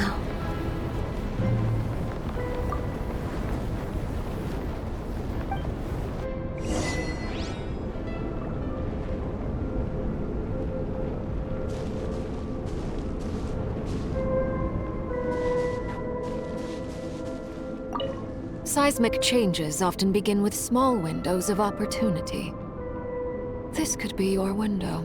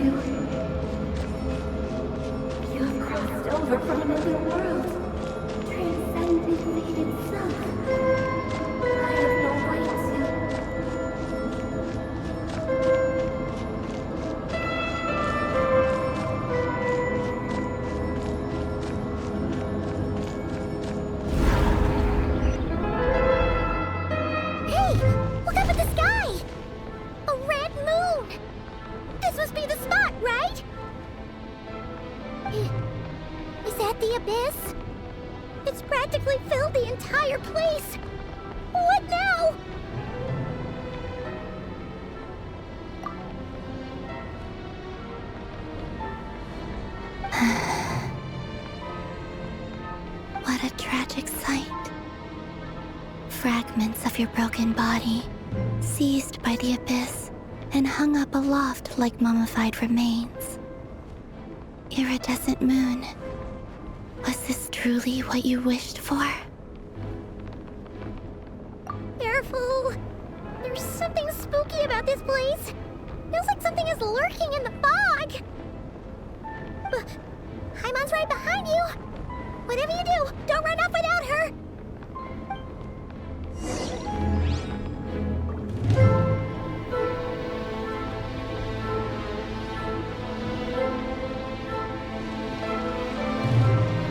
By the way, Alabina, didn't you tell us that the iridescent moon had shattered into pieces? The moon up there looks pretty whole to Paimon. How is that possible?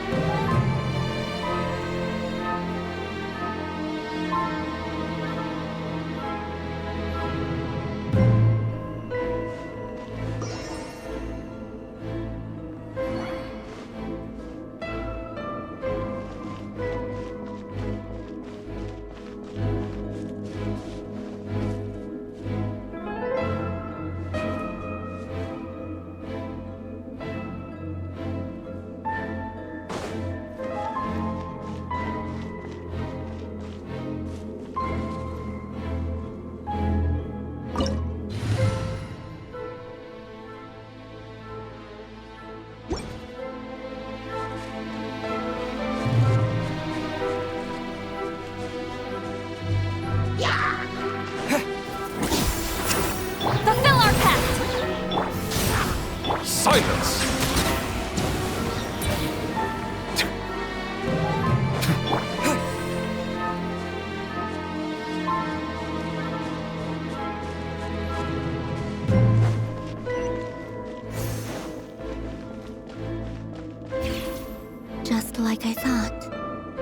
was only a facade.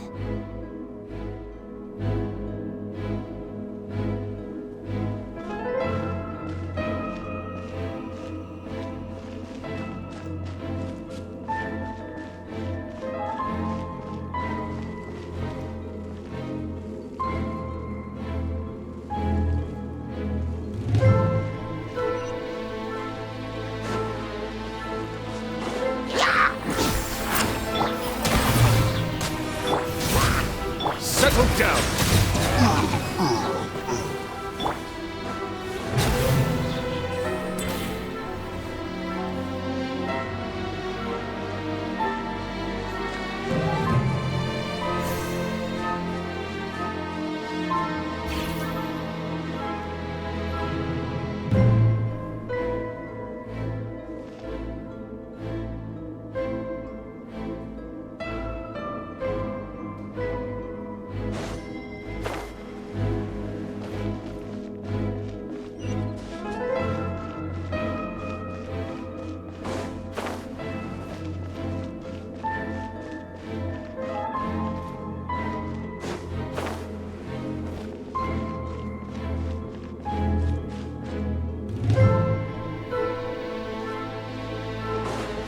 Get to work!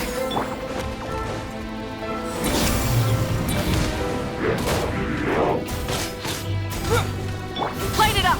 Bow your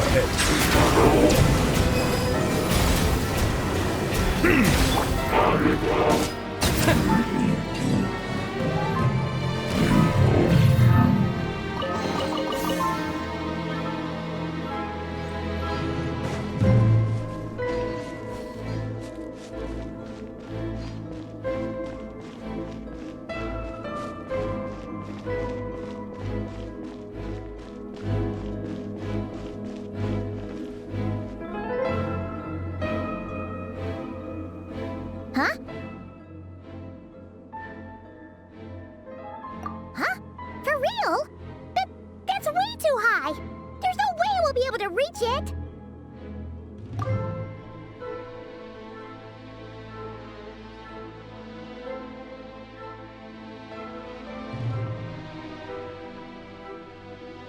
No, I'm not sensing anything up there.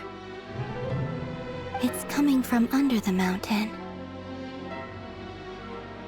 Let's see... Ah! There's some kind of weird shadow over the water!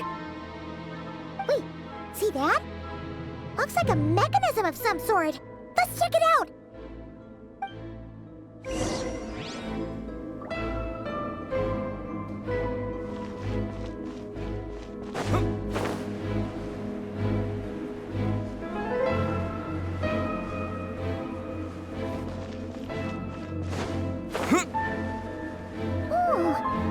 Looks like a device from the time of Kalia. Maybe people once came here to study the Crimson Moon's domain, and they left this behind.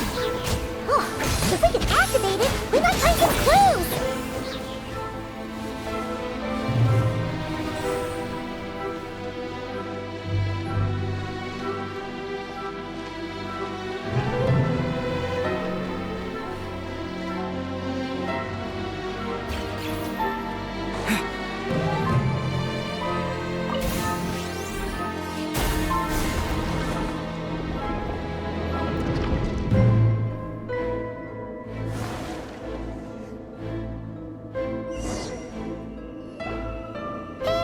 Look at that!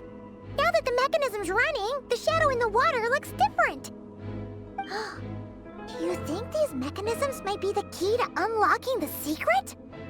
Let's try to find more of them! Felindis, we'll leave the rest of the research in your hands. We'll be heading back now. I hope this isn't ruining date night.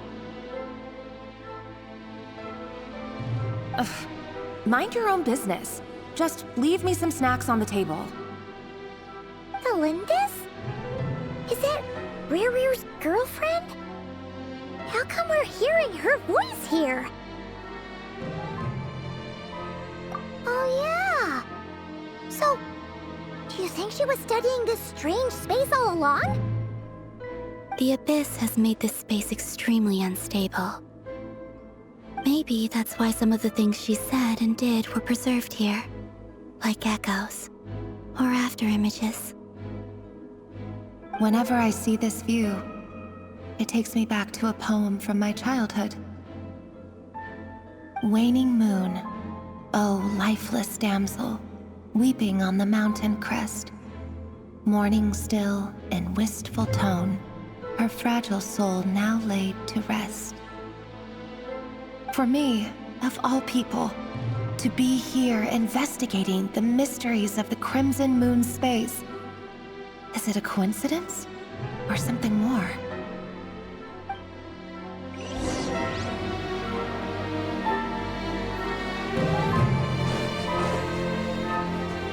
Show no mercy! Burn it down!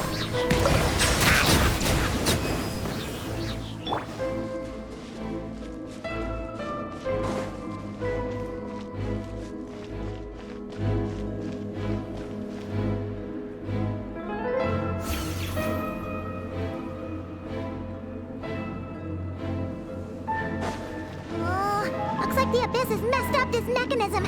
We need to find a way to get it working again. Let's see if there are any other devices nearby.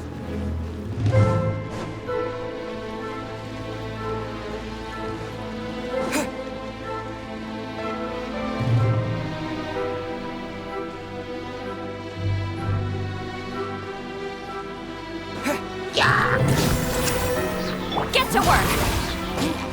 Light it up! Try and stop me!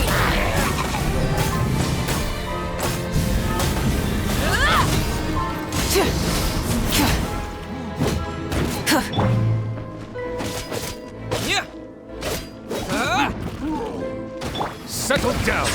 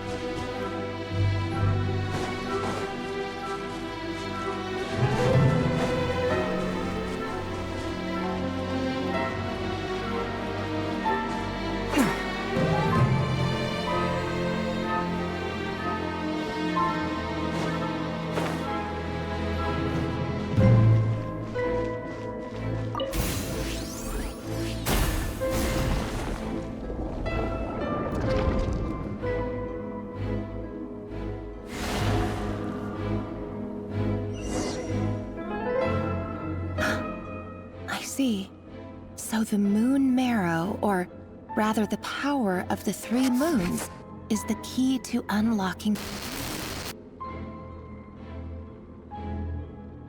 If it really does exist, then maybe this madness can finally be put to an end.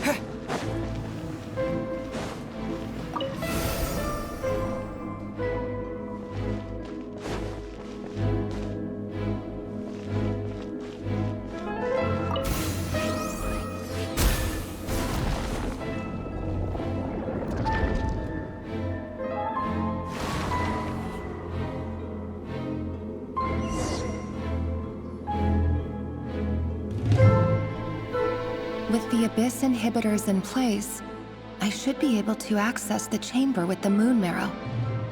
Oh, Rerir, with every step you take, you're drifting further from what you truly desire. But you're not the root of the problem. Ever since that outsider set foot in Conria, the Vinster King has sunken deeper into madness. If only I could get my hands on that outsider.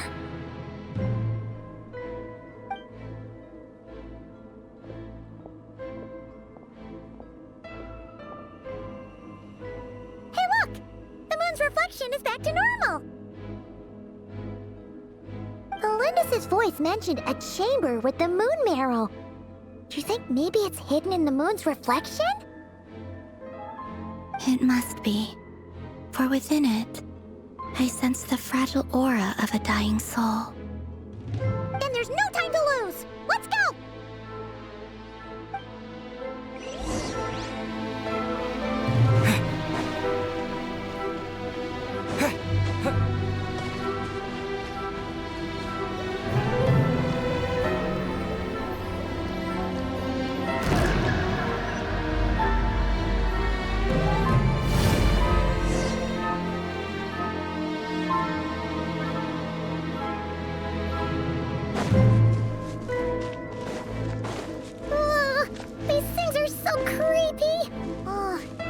Looks like we'll have to destroy them if we want to get to the iridescent moon's marrow.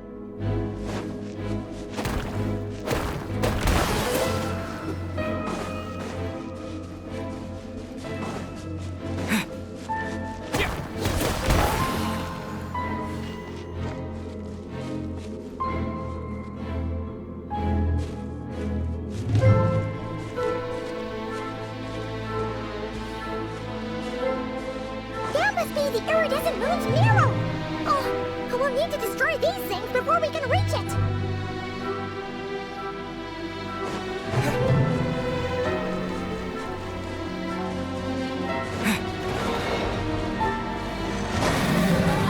Burn it down! Show no mercy! Silence!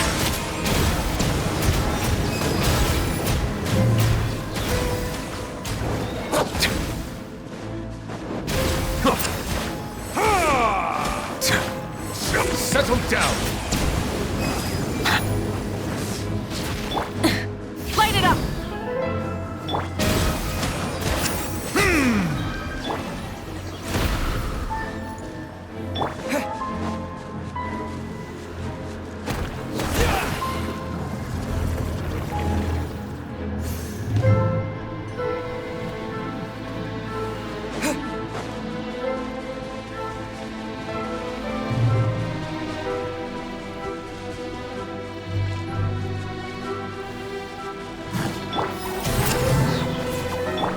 With the sun!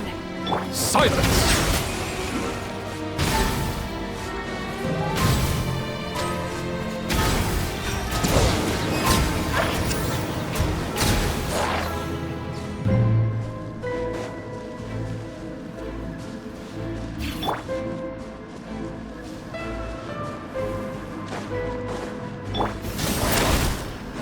Bow your head.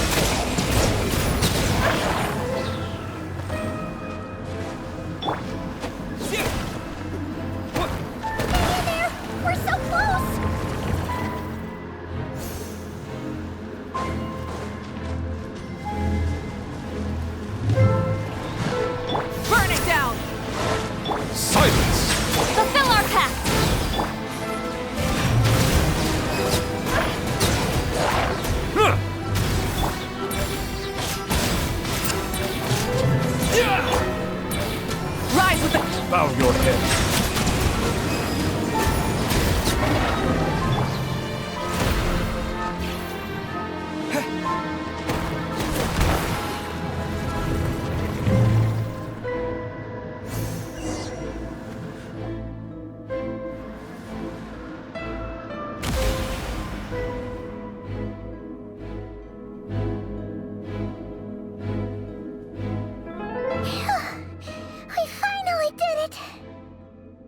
The iridescent moon's marrow, still burning away like an undying flame. yet now contaminated by the abyss. It has taken on a new form entirely. If we can purify the abyssal power within, we should be able to obtain its untainted essence.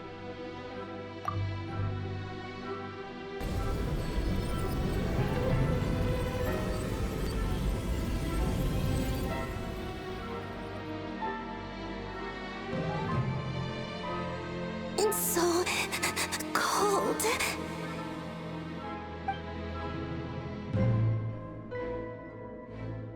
Is it you? Are you here? Huh? Are you talking to us? At long last, I can see you once more. Our fates have crossed, and I am finally free. I'm sorry, I lied to you. Even knowing what was to come, I still couldn't let go of the fear in my heart as death drew near. The moment the moon shattered, my body began to split apart piece by piece. Like I was being cut into pieces by 1,000 blunt blades. My thoughts scattered as the cold crept in, but I could not bear to fade away like that. Tell me, what was it that brought you to us all that time ago? If only I had possessed your courage, then I might have been spared this torment more painful than death. You look so puzzled. That's how I felt too when I first saw you. But trust me when I say that everything happens for a reason. Farewell, Hypo.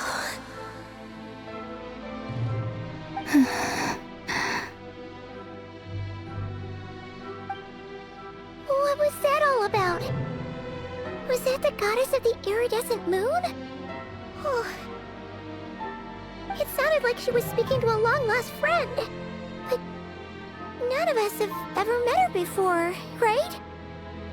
Perhaps. She took me for the goddess of the frost moon she once knew. For a fading soul like hers, our auras must be too similar to tell apart. But anyway, we've got the iridescent moon's marrow now. That should help you regain your strength, right? Alright, time to leave this place and meet back up with Arlecchino. Let's go!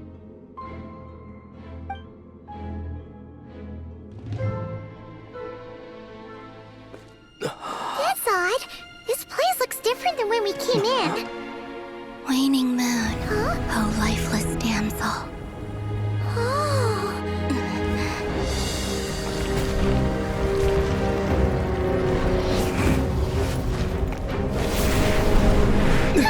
Hurry! The place is collapsing! It wants to trap us here. Who's it? The abyss? Now we've taken the moon marrow. All that's left here is a dark will. It will show us no mercy.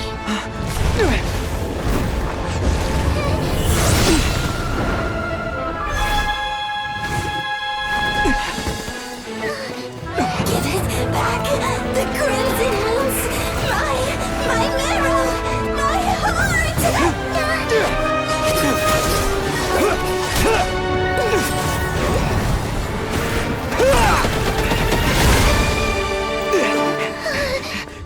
Finally! Huh? Oh no! The exit's blocked! They're back! Now what do we do? This is where you fall. Witness my rise. Hey, what are you waiting for?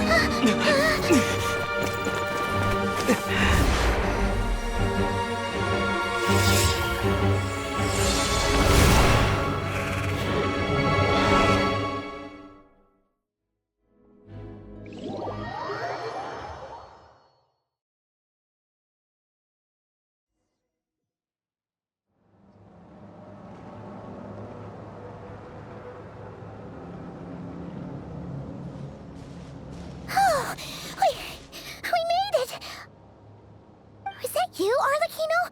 Did you save us? Wait, your hands! They're... Oh, this? Don't worry. It's a small price to pay. The Abyss wanted to trap you inside, and I defied its will by bringing you out. No wonder it's a little angry.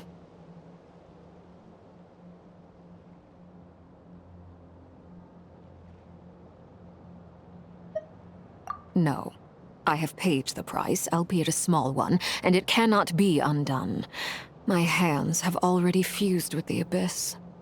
Purification would simply destroy whatever's left of them. But surely... Oh, we're so sorry, Arlecchino. Paimon can't believe you'd make a sacrifice like this for us. As much as I'd like to call it a favor, the truth is I was simply holding up my end of the deal.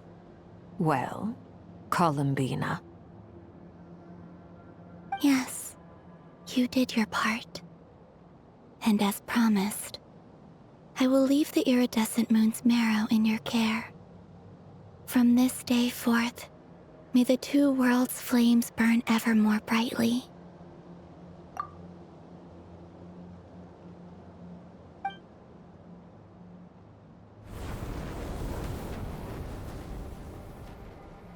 I'll take that as a blessing.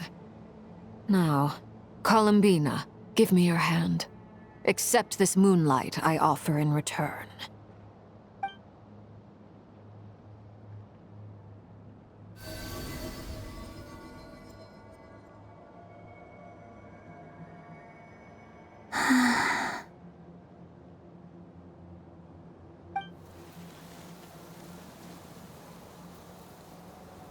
Feeling stronger?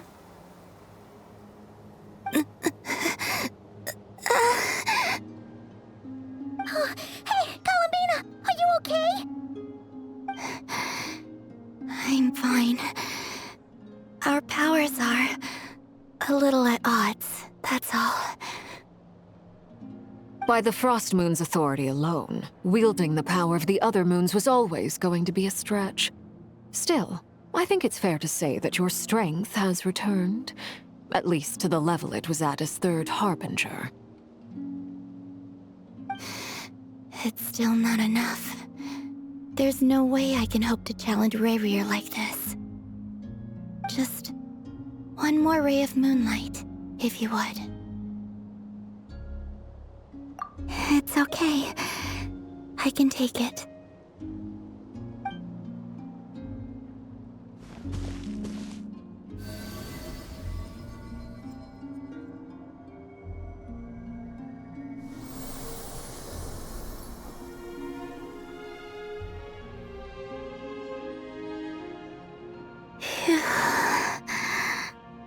How about now? Fighting fit? At the very least, I won't have to stay hidden like before.